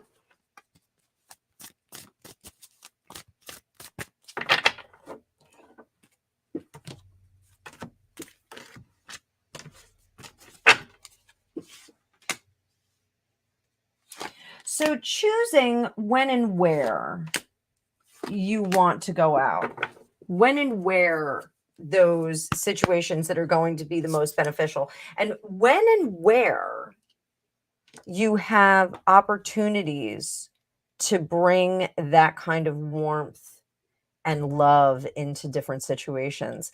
This is, again, I was talking about Gemma, how Gemma is spreading all of this good vibe, and the Hutches, they spread good vibe, and I try and spread good vibe. That's what you're trying to do. And with all this stuff that's going on in the United States, Alicia did a post on one of her social medias about it, and it's everyone's saying, oh, the United States is in a terrible position. We're never going to recover from this. And, we're doomed. We're doomed. We're not doomed. Having that collective positivity, there's something to be said for that. It sets the ground. It's not the only thing, you could hope in one hand, ish in the other, but having that collective positivity and then going out there and putting it in action really does make a difference in the world. It does. It can change the battle, if you will. And so I completely understand not wanting to be around negative people and not wanting to squander your energy in that sense. But you are a light bringer, whether you like it or not. You are a light bringer, and you can go into situations and influence those situations into a more positive, more a warmer environment. You have that gift.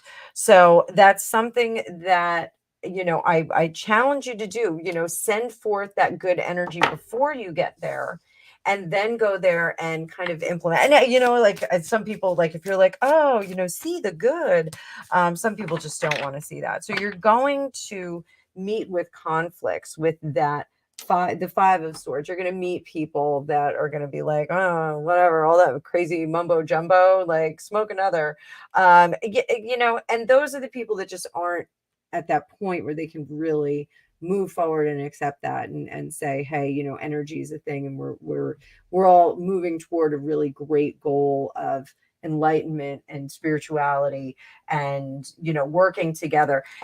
Like a lot of people, because I'm a libertarian, I'm right smack in the middle of all things political, because I'm that, like, I take a lot of flack from both sides of the fence. People get, oh, well, you don't like poor people. No, it's not that I don't like poor people. Like, that's, oh, well, you don't like rich people. No, it's not that I don't like rich people either.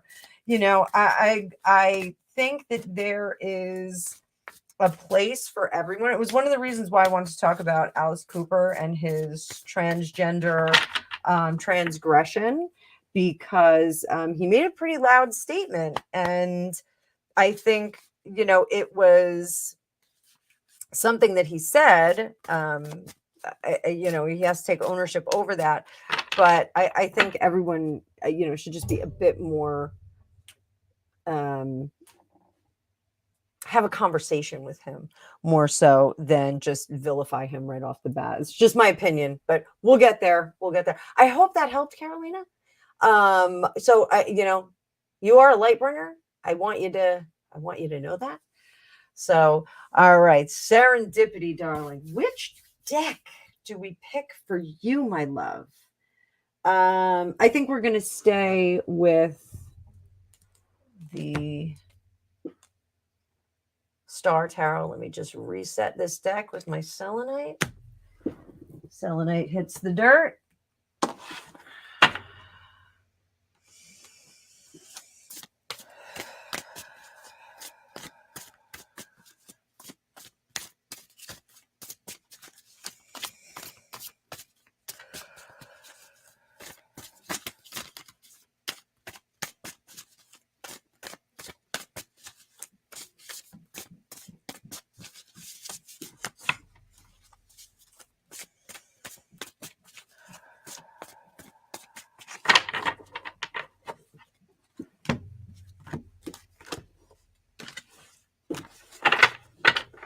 right, right away, I think you're going to get bumped up on that waiting list. Not even pulling out the cards yet.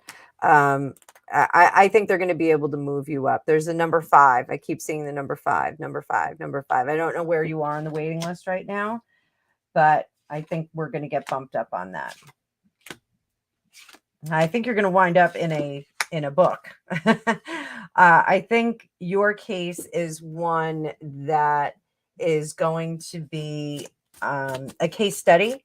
And I don't mean that like, oh, they're going to come in and tinker with you. I think the process, the condition and the process that they're going to go through is going to be a case study for future. If not at the hospital, certainly with this particular surgeon. He's the right guy at the right time, and he has the right team with him. Okay. Don't lose faith in this. Okay. This is a path to recovery. They are going to get in there and do what they need to do. It will take some time. And I think you and I talked about this before. It's not going to be just a one and done. They don't go in there and it's done and you're done. It's going to take a little bit of time. It's almost like they're going to be doing baby steps, baby steps, baby steps, baby steps. So let's do a bit of a timeline here. So what are we looking at for, but that 4 of Wands is a good thing. It's a good thing. Good thing. We're going to be getting to recovery and certainly a much better place.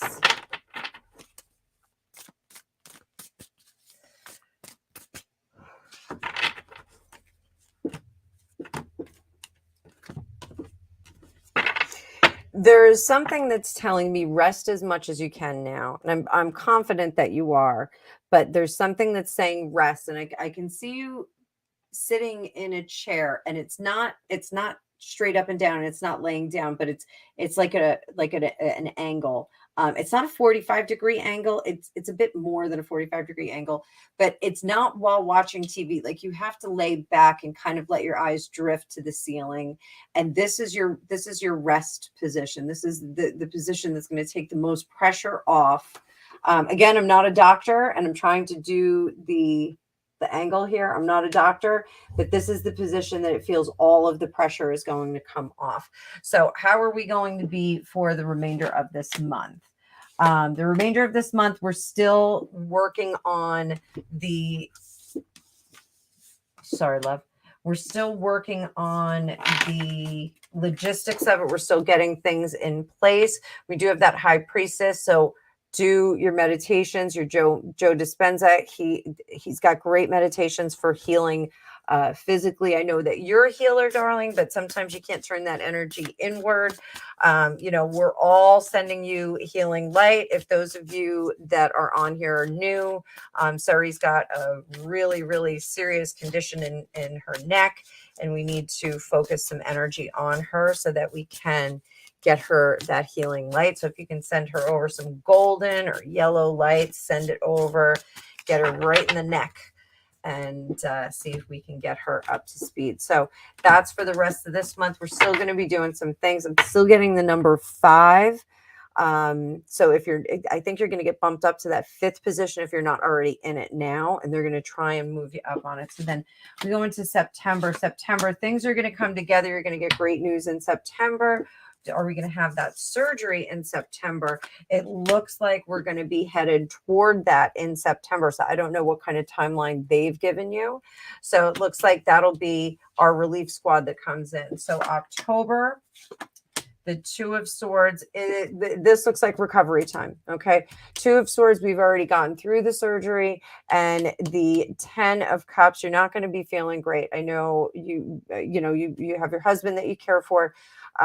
So this looks like we're going to be doing some recovery. So what's the best bet for recovery? We need, 8 of Cups. We got to get some support in there. Okay. So you're not going to be able to do it all yourself. Definitely going to have to open up the doors, and get the relief squad in there. And it'll be a medical relief squad that you have to get in there. Don't panic about this. Okay. There's through insurance, there's going to be a support team that you can get in there. So don't worry about not being able to do certain things. You're going to be able to do exactly what you're supposed to do, which is heal up. So don't worry about getting all those people in there. Sometimes we have to let go. That 8 of Cups, sometimes we have to let go of the things that we're responsible for. And trust me, like when I had the, that thing that everybody was getting, that we were locked down for 2 years. When I got that, I was sick as a dog. I didn't test positive and I kept working. I just would work a couple of days and then I would crash out and burn. And then I would sleep for like 2 days and then I would go back to work for half a day. And I wound up being way sicker than I needed to be. Sometimes we have to do that. Sometimes we got to unplug and we got to give our responsibilities to other people. And in some cases, those are people that we hire. So insurance will take care of that. You just have to ask insurance for it. And it's not like the respite care or anything like that. It's, people to come in and actually do what they need to do. So let's do this. That was October. I'm going to go to November.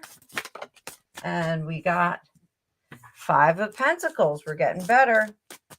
We're getting better. We're still working toward healing with that warrior spirit, our wolf spirit in there, darling. Still got people working with you. 9 of Wands, you're still going to have to be careful. 2 of Cups, this is where we start to feel relief and the beast starts to get off our back. Okay. So this is like November-ish, end of October, November. But don't get cocky, kid. I want you to, even if you feel good, I want you to make sure that you keep the support team in place. You are one of those people that if you start to feel good, you're going to try and push that envelope. This is not a situation that you should push the envelope in healing. All right. I know you were a nurse. You know this, but I also know that you're going to push yourself a little too hard. So, trying to get back to business, don't worry about that. Keep the support team in there as long as you can. So what are we looking at by Christmas time? By Christmas time, we're going to feel different. Christmas time, things are going to start to improve. We're still healing up, but by Christmas, that's really when you're going to start to see the results of this. So the coating over the nerves, that needs time to kind of get back to normal and the nerves need to calm down. So this is when we're going to start to see that. So I know that's not really encouraging because it's months away, but it's going to need time to settle down. It's from the surgery, not from what's going on now. So I want you to really, really keep that in mind and take your time with it. Keep the people in there that can help you. Do your therapy slowly. The faster you get through therapy is not going to be good for this. You need to just go piece by piece, little by little. So overall, what do we have? Overall, we got upside down cards because I like to I like to shuffle my cards and make them go upside down. So welcome. I see people coming and going. If you're just getting here, be sure to hit a like, subscribe if you haven't already. Oh, it's new start, honey bunny. We're getting there. We are getting there. The troubles are going to be revealed and we're going to get that new start. But you got to go. The 8 is telling us to go fast, but this card is about electricity. This is about those nerve endings and what we're feeling in there. So, take it easy on those nerve endings. Don't let them go, too bananas. So I hope that helped. Sari, love you so much, my love. You're one of my first and favorite people on my channel. And thank you. I do private readings. So if any of you want private readings, there is a link in the description. Amanda, you are thank you. You are welcome. And everybody send all of that healing energy to serendipity.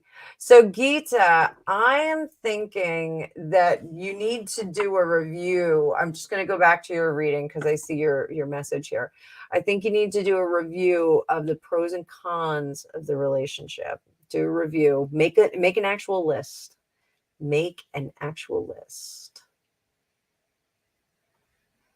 Hello, Sarah. Of course you can. Let me find a good deck for your son. And I appreciate your contribution. Thank you very much. And I don't want to get my selenite too close to my computer here. Actually, I'm going to put this deck over here.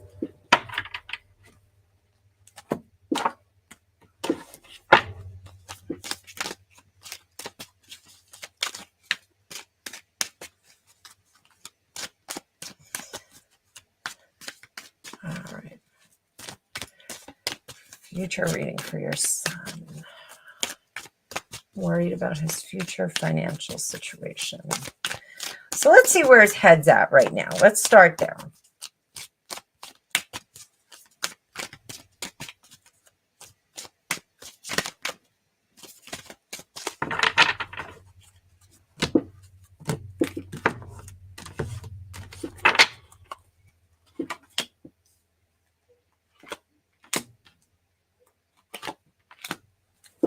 All right. So he does not know which way to go. So, one of the things is that in life, no one really gives you a roadmap. And there's some times where people do hand you kind of a roadmap, or they give you kind of an off ramp, and you don't take it. And then there are some people that don't understand it. They don't know how to drive their car down that off ramp.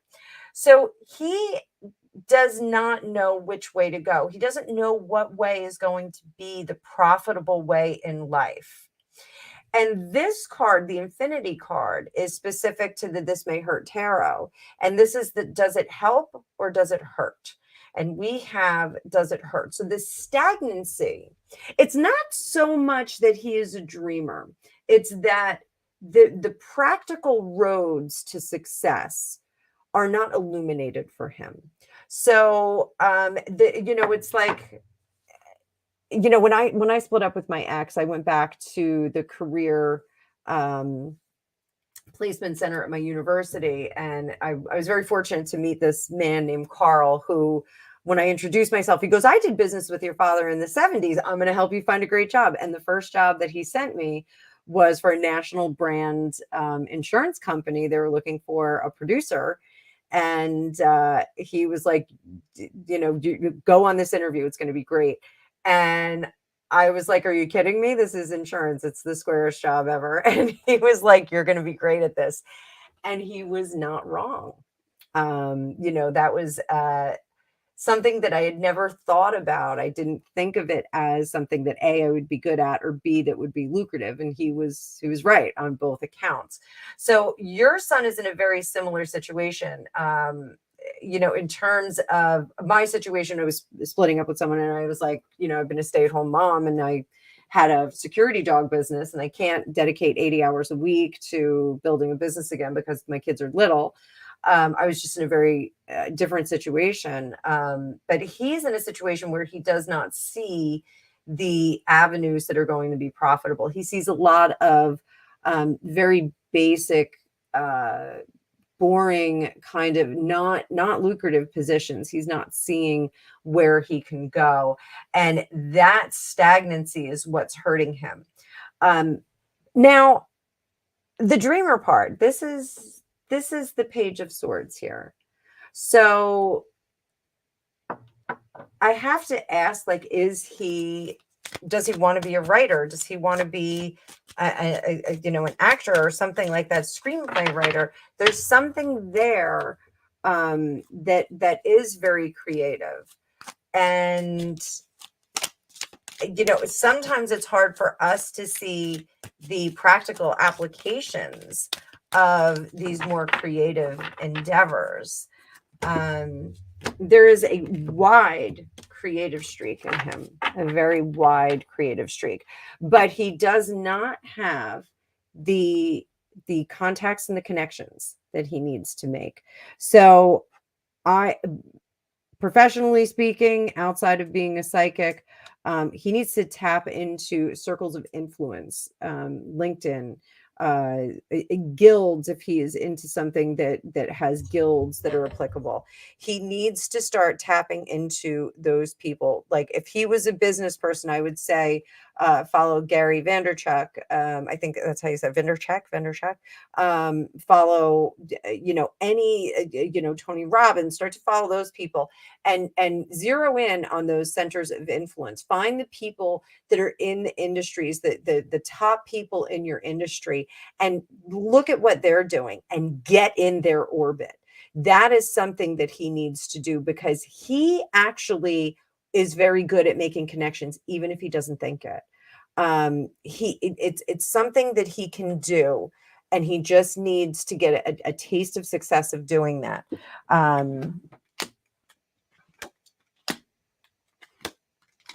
The money is the thing that's holding him back, and it's the salaries that are bandied about. The things that he is seeing, he needs to know that all things are negotiable. Even when you go for a job interview, if they're saying it's a $75,000 job, you can walk in there and you can say, I really can't take it for 85. If they like you, they're going to pay you the 85. A lot of people are making some interesting demands when they go in and they negotiate positions now. Work from home, additional travel expenses if they don't work from home, those kinds of things. People are negotiating lots and lots of different things.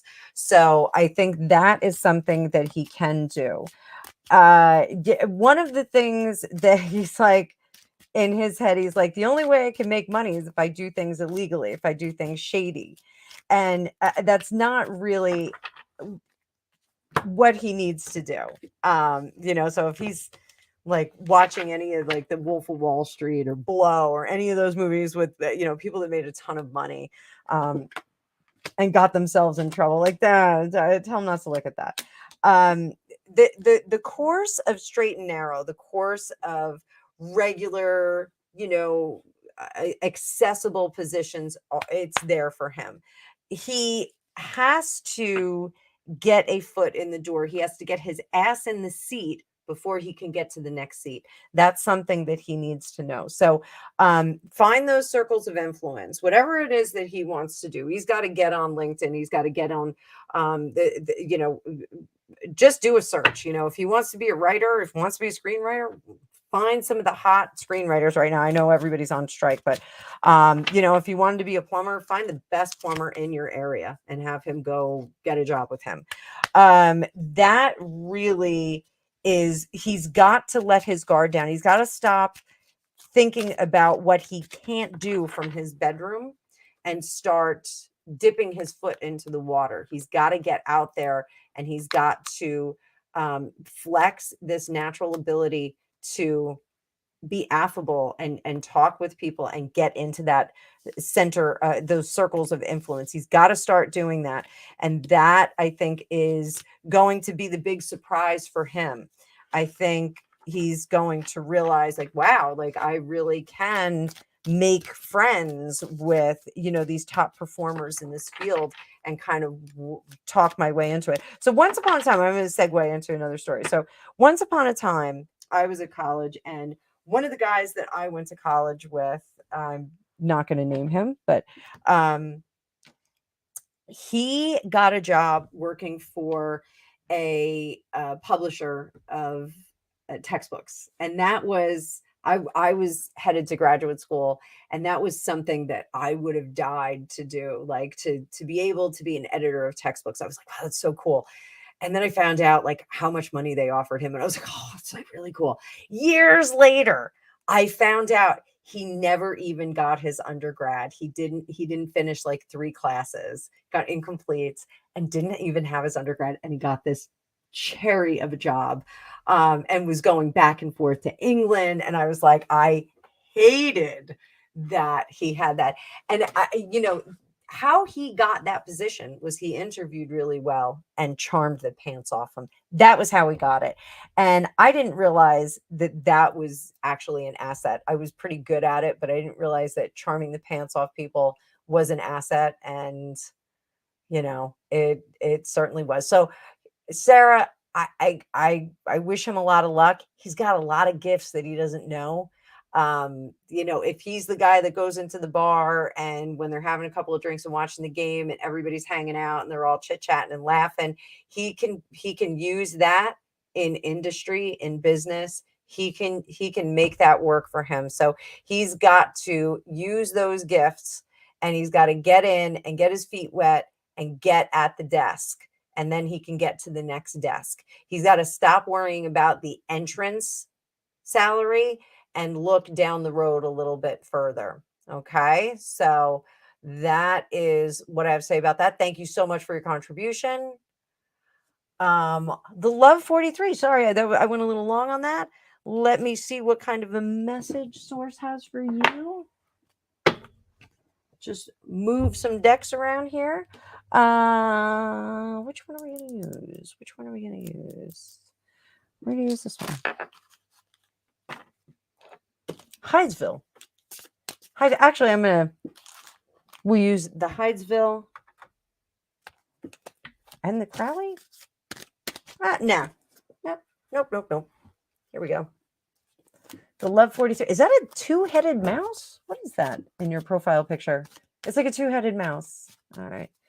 So let's see. What kind of messages Source have for you? What does Source want you to do?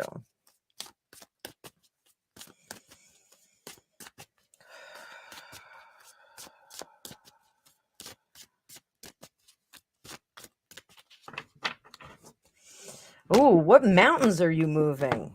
Got a bulldozer and a mountain? What is going on? What's going on? Seven of Swords, Queen of Swords, or Queen of Pentacles. I'm sorry, Queen of Cups, Queen of Wands. What is going on? And the Eight of Pentacles. This is interesting. Wheel of Fortune.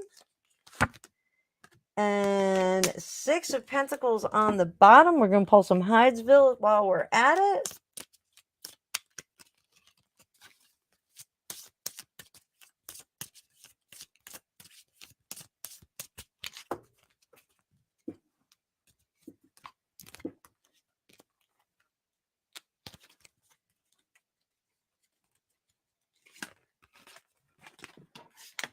So we got the Fool. Wheel of Fortune. That Fool was in reverse. I'm going to turn that back upside down. And then we got the World in reverse too. What is going on?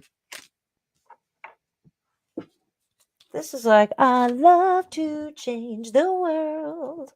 So, woof, lot to unpack here. Let me see if I can come up a little bit further. All right. So,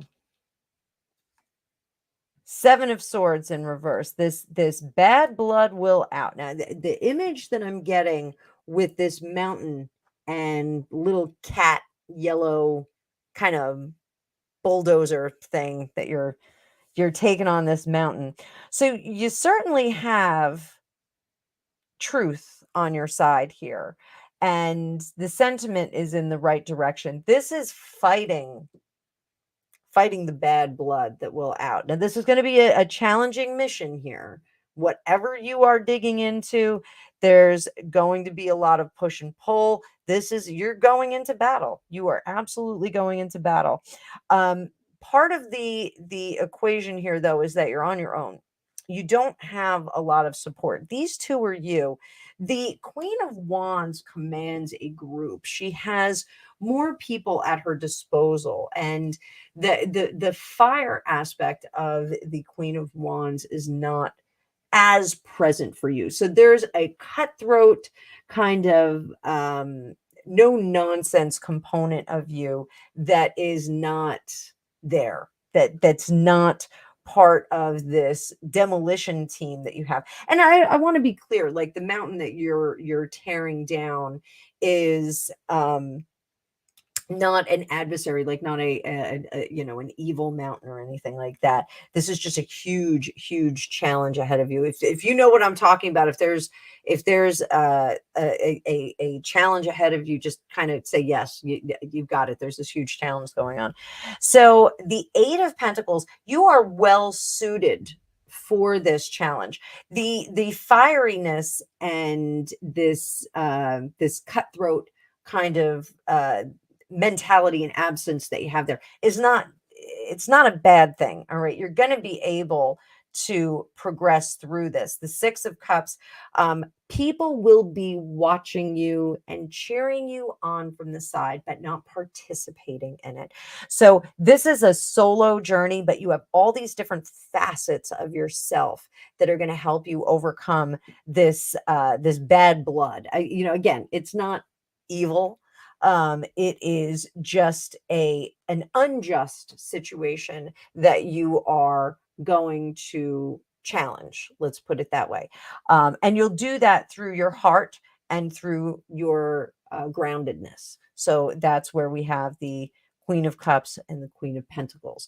But again, this is something you're going to be doing on your own. So very, very noble fight that you're putting up here.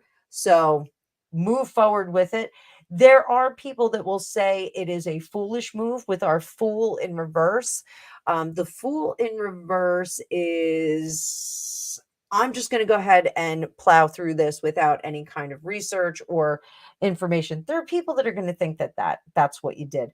Not so. Sometimes we need to, and we have the Wheel of Fortune again in the upright. We have the Wheel of Fortune up here in reverse. We have the Wheel of Fortune up right here with the Hydesville Tarot. So sometimes we need to move with the tides, move with that Wheel of Fortune. The Wheel of Fortune, we're either on top and riding high, or we're getting crushed below under its weight. This is the balance that we have of the natural world. I'm just going to move my camera a little bit because I felt like I was halfway out of the frame. So the balance that we have with that Wheel of Fortune, when it's up high and we're riding it, that's when we take a breath. Think about a mill, like one of those water mills. What am I trying to say? It's like a grist mill. I don't want to say grist mill because I don't know if this is a grist mill, but it's like the big wheel that's on the outside, and the river is flowing, and it makes the wheel go, and it does the gristing inside. The gristing. Listen to me. So I know what I'm talking about. It's a wooden building, and it's got a wheel on the side of it. So the Wheel of Fortune, we either can ride high on the top, or we can get crushed under the bottom, or we can use that pressure to shoot us back up to the top. And that's really why we have this balance with the Wheel of Fortune in reverse overall. Don't doubt yourself. This is a seed of doubt. This is when we are being crushed by it. You will come up on the top of that wheel presently. Don't worry about it. This situation, this challenge that has been going on, is something that is a karmic challenge. You're going to have to come through it. You're going to have to resolve it in order to get done with it. And by getting done with it, I mean getting done with it in this lifetime and in possibly the next. We just want to always level up on those circumstances and the lessons that we've set forth for ourselves at the beginning of every lifetime. It really is something that we sit down and we talk with our guides about. Hey, what did I accomplish? What didn't I accomplish? What do I need to go back and do again? The movie Defending Your Life with Meryl Streep and Albert Brooks is such a great depiction of that. I really hope it's like that. I hope I can eat everything. If you haven't seen the movie Defending Your Life, watch it tonight. It is fantastic. It's funny. It's sweet. You may cry a little. You may laugh a lot. But it's two people that are in kind of this way station where they have to defend their life, and it determines whether they go back or go on. And Albert Brooks is typical Albert Brooks in it. So let's see, what is our final message here? What gives you strength? What can I tell you to help you get through this more so than I already have? The Love 43. The Love 43. So change, inevitable change.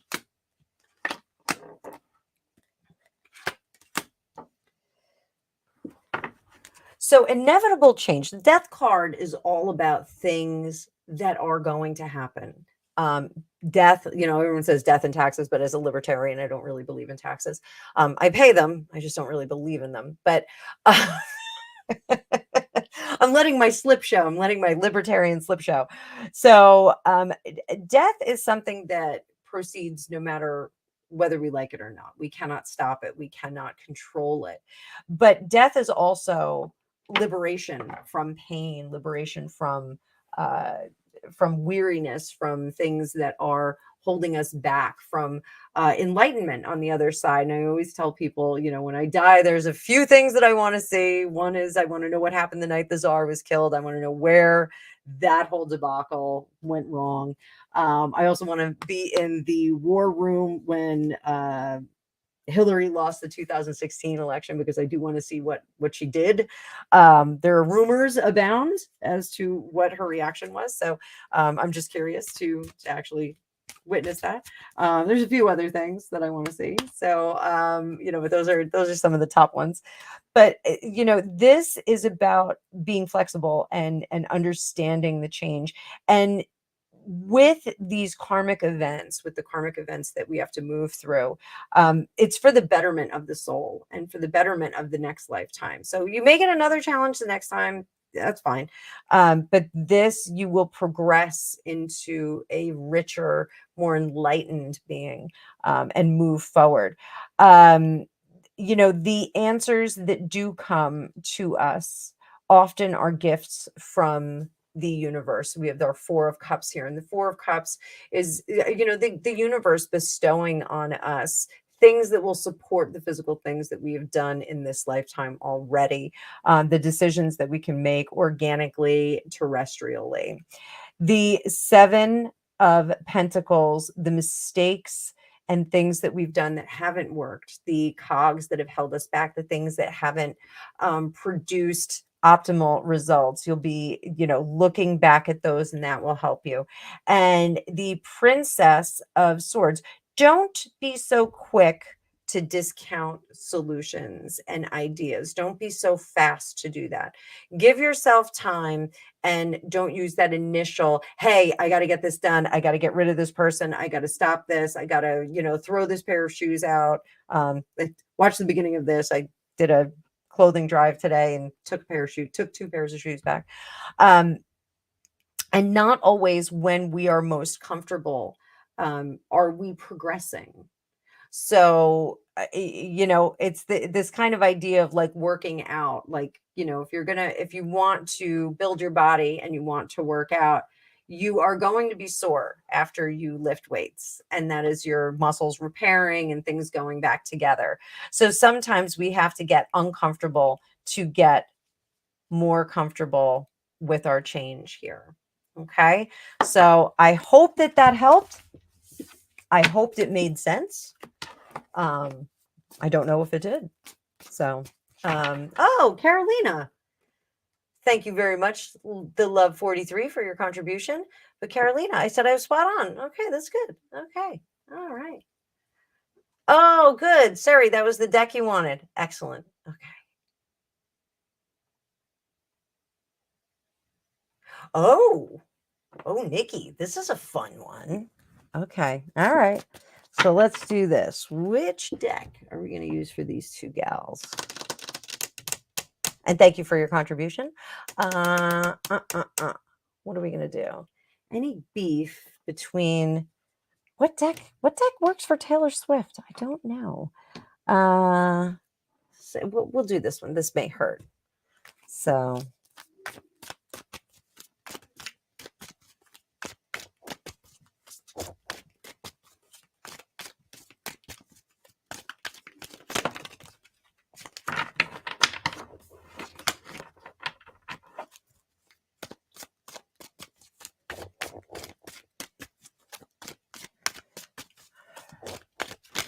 all right, so is there a beef between the two of them?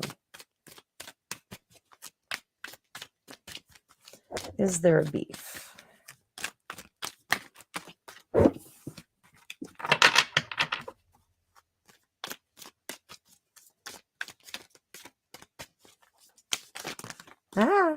Sloppy shuffle again.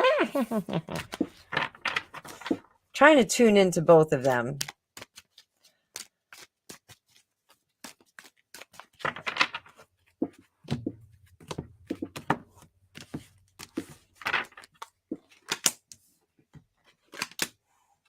Oh, oh my.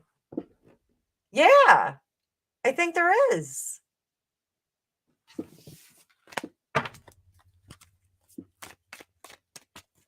I think there's a bit of a beef between them.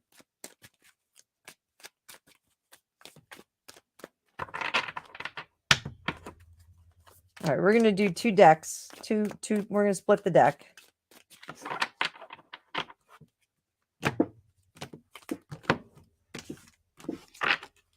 All right, so that's T Swift. That's Lord. What's T Swift say? She's over the conversation with Lord. Oh, and okay. Now these were the ones that we got just before. World card, Tower card. So somebody did this. This was something that someone, and the Wheel of Fortune, that we just got all 3 of the same cards again. So Taylor's saying, I'm done with her and not doing it anymore. Lord is standing in her own right and not taking any responsibility for this. She doesn't care. So, all right, I don't know what the beef is about yet, but she really doesn't care what Taylor Swift thinks of her. Oh my, Devil card, Queen of Wands. So the argument here on the Taylor Swift side is, listen, Lord is not producing the way that I am, and people like me, and I'm just this sweet gal, and people like me, and I don't need to hitch my cart to anyone else right now. She's really cocky because of this crazy tour that she's had. And Lord says she does not think of Taylor Swift as like a real musician. And I'm going to be honest, she's not really right here. This is not really a correct assertion. But it's almost like I am a real musician. She's not. She's turned into this pop superstar, and it's more about the pomp and circumstance, like everybody's dressing up, and it's almost like a culture thing versus an actual concert. It's almost like Lord is like, if they could take her back into clubs and arenas, that Taylor Swift wouldn't be able to perform because it doesn't have all the accoutrement that comes with the big thing. Taylor Swift, she's moved on from being just a musician, and she is now a phenomenon. This is the next level of my career. I am just egos like this. It's huge ego. I am a phenomenon is what she's saying. I am trending is really what this is about. Like how are you going to keep her down on the farm after she's seen Paris? That is really tremendous. And she's not shy about this cockiness. And I think that's what may have caused this.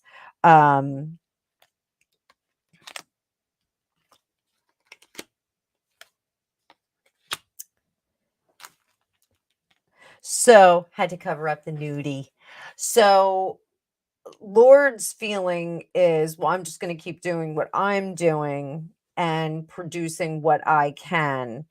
And ultimately, I will be seen as a musician's musician versus as a pop star who is a money-making machine. So there's something lost in the presentation of work here. And I think that's the beef. That there may be some superficial thing, but the reality is that Lord is not seeing her as a real musician anymore. and I'm gonna have to look up this beef now. I'm gonna have to go down this rabbit hole after we get off.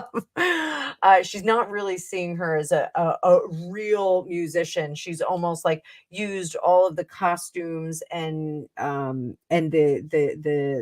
pomp and circumstances coming along with this tour, um, to kind of mask the musicianship of what she can do. Because let's face it, Taylor Swift is she is a musician. She's a writer. Whether or not you like her music, I mean, I'm okay, like a couple of songs, like, I'm not a Swiftie, but I think she's beautiful, and I think that she is ridiculously fit. And Stevie Nicks wrote about all her ex-boyfriends. Why shouldn't Taylor Swift do it? Why should she not be the next generation to do it? Someone is always going to do that. I love Radiohead, so they write about being a creep and all those other things. Actually, I like Radiohead, not just that song. I really like Radiohead, but I think this is a superficial thing. But then, is there a level of jealousy on Lord's part? Yes, Lord is there's a little bit of jealousy on the Lord part, because her career has not exploded in the way that Taylor Swift has. How does Taylor Swift feel? She's on a trajectory to mastering success. She's on her way to be, the Madonna of the, I don't know, it was in the movie House 2. She's going to be the Madonna of the 80s. I thought Madonna was the Madonna of the 80s. So Taylor Swift is taking her seat in the royal family of music. So if Britney was the princess of pop and Madonna's the queen of pop, what is Taylor Swift, the Duchess of Pop? I don't know. Do we give her a Duchess title? Grand Duchess, perhaps. We'll go the Russian route. And so I think that there is a beef between the two of them. I think Lorde is a little bit jealous that her career has not popped off the same way that Taylor Swift has. But it's really just a matter of, timing and management, unfortunately.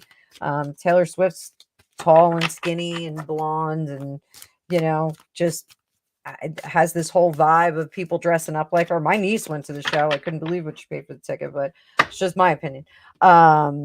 So yeah, I think there's something going on. So we'll keep an eye on the news. Let me know if I hit it, if you hear anything. All right. So Sari is resting. That's good. And meditations. Do the Joe Dispenza. I'm telling you, that book Supernatural that he got, or that he wrote, is unbelievable. So they just said it's urgent. Yes. Urgent. It's going to, 18 months to heal. Excellent. So, to fuse. Yeah. All right. So, hi, Penny. Hi, sweet Penny.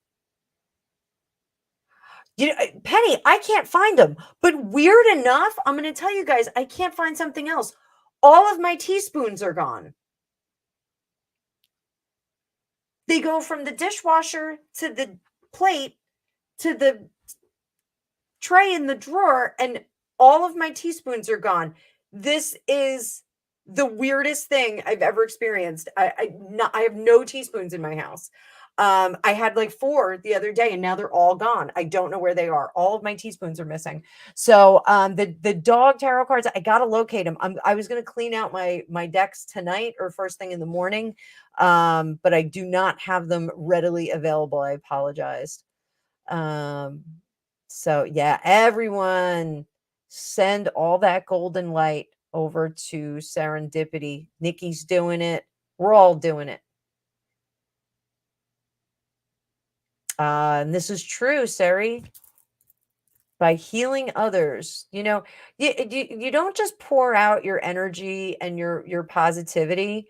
You can exponentially get that fed back to you. So he's a streamer. He wants to go pro for gaming.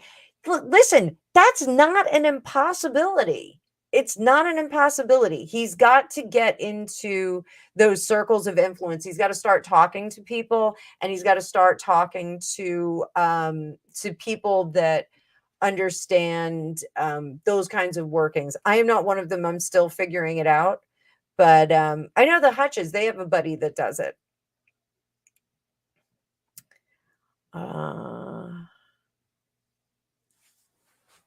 Adriana, nice to see you back. Let's see. If you come back to New York, you're going to be closer by me. Get your readings in person then. So let me see. How is this offer for the company in New York going to be for your wife? How's the offer going to be?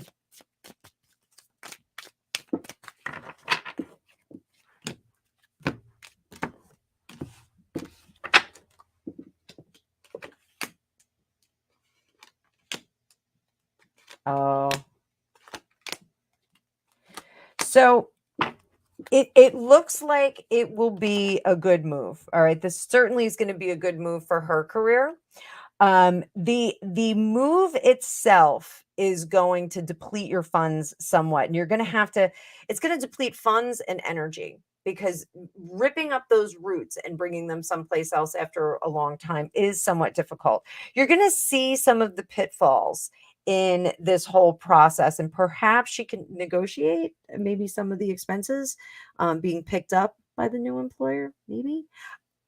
It doesn't hurt to ask. Like I said before, there's so many companies that are getting very, very creative about their employment packages that they're offering, because people are insisting on working from home. People are insisting on going into the office. They're sick of working at home. There's some negotiation here that you can work out with them.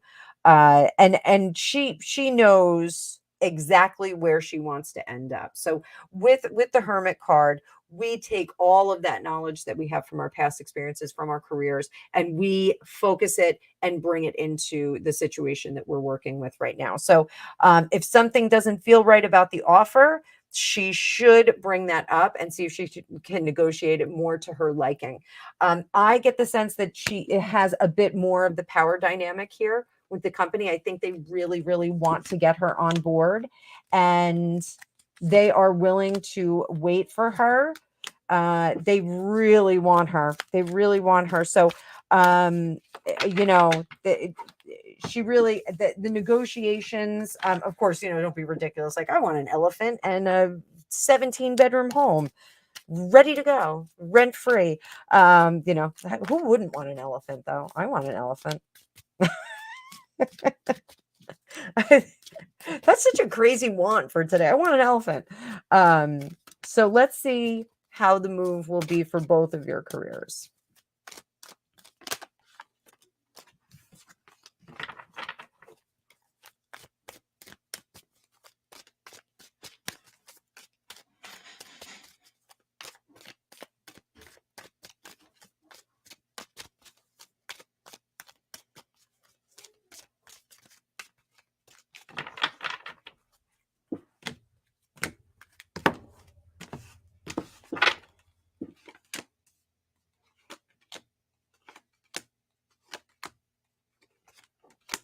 So it's certainly going to be an adventure. And I think that keeping in mind, come down a little bit, keeping in mind that life is an adventure. One of the things, my ex was terrible to travel with. He hated waiting for the plane. He hated being on the plane. He would just complain the whole time and yell and, cause a ruckus up at the desk. Like, it's so annoying. Instead of embracing the traveling, embracing that whole thing. So my husband now, Gregopedia, and I, we do a huge Oktoberfest every year. And I, historically have taken 5 days off because I enjoy the cooking and the 3 days of cooking that I do before. I really enjoy it. I I love every minute of it. I think it's awesome. And we have people come over and they're tasting, and the party doesn't start until 4, but people are here at 9 o'clock in the morning. People are here the night before, and you're just full of beer, bratwurst, sauerbraten, pretzels. It's just a great time. It's just, all of our friends look forward to it. It's really a great day. So, that getting there is part of the adventure. It's not the destination, it's the adventure itself and getting there. And that's something that you're both going to have to keep in mind. Now, I think, again, I think the move is going to deplete some funds. I think that's going to be a little tricky. I know real estate's really expensive here. I know rents are really expensive here, annoyingly expensive. I don't know if we're going to see that bubble burst soon. My research has shown, and this is not psychic research, this is actual research, that commercial real estate is going to take a hit pretty soon because of the flexibility of working from home. So many people are doing that. I mean, the company that I just resigned from, they're actually downsizing from, I think, about 100 desks to 25 desks. So, and they're on a hybrid schedule. Not everybody's in there. So, what does that mean? That means that all these people that own commercial buildings are going to be SOL. If you don't know what that stands for, look it up. They're going to be SOL on those high ticket tenants, and they can't. Once upon a time, I had said, during the pandemic, why don't they take all those buildings and transform them into apartment structures where you have a small movie theater. It's like all small living, and you have like a couple of conference rooms or like a working areas. People could rent desks, they just go down there and do their job. But I have found out since then that buildings like that are not set up structurally for those independent, like a little kitchenette in your own apartment. So they wind up being much more expensive than just having to like put in like a couple of structures, little houses here and there. So, so I think, this is like a house renovation thing. What you think it's going to cost is going to cost a little bit extra. So just be careful about that. Also, if you have to re-employ yourself, I think there's going to be a little bit of a delay on that. So if you can maintain your current position and turn that into a remote position, I think that's going to be really great. Hang on, let me get a sip of water.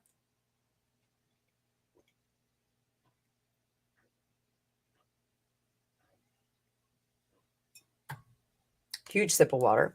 I was very dehydrated. I drank tea all day today.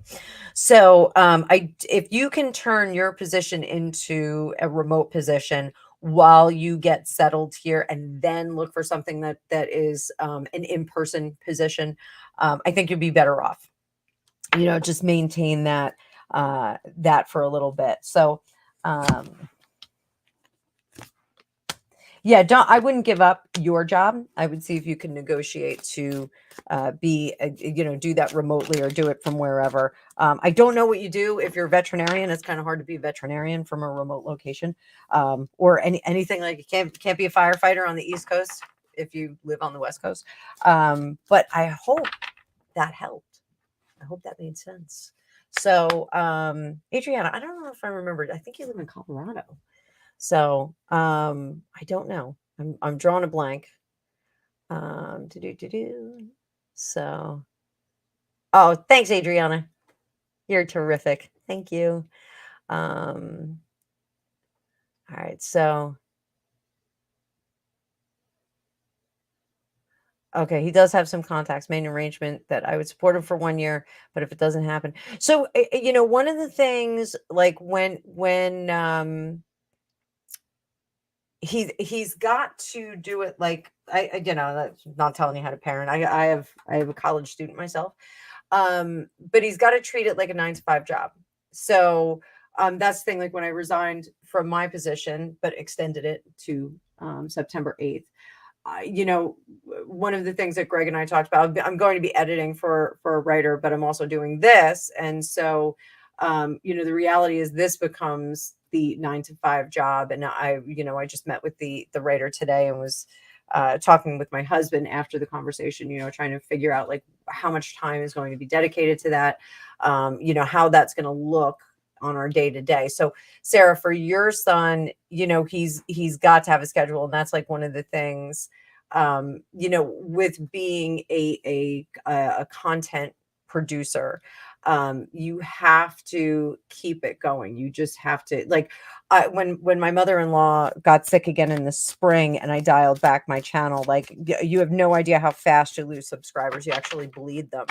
And I was like, oh, look at that. Like, everyone's like gone. Like, I haven't posted, you know, in a week and everyone's gone. So it's, you know, it's something that you really do have to keep up on. And so, you know what, also there's a book that I'm going to recommend. Let me see if I can pull it up on my Amazon. Hang on, hang on.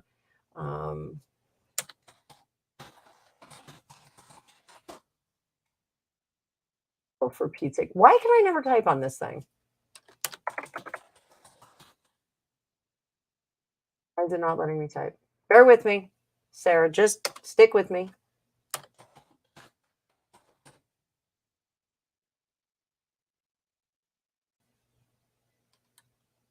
Okay.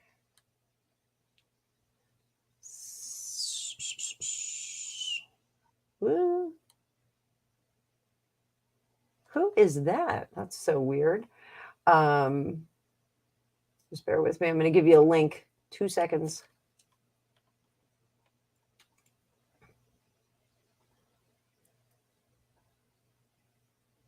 Copy. Sarah, this is for you. This is an Amazon affiliate link, and it is a book called 2 Weeks Notice. And I had gotten it some time ago, just because I thought it was like a self-help kind of pep talk book. And it's actually how to set up an online course, a digital course, become a content creator, that kind of thing.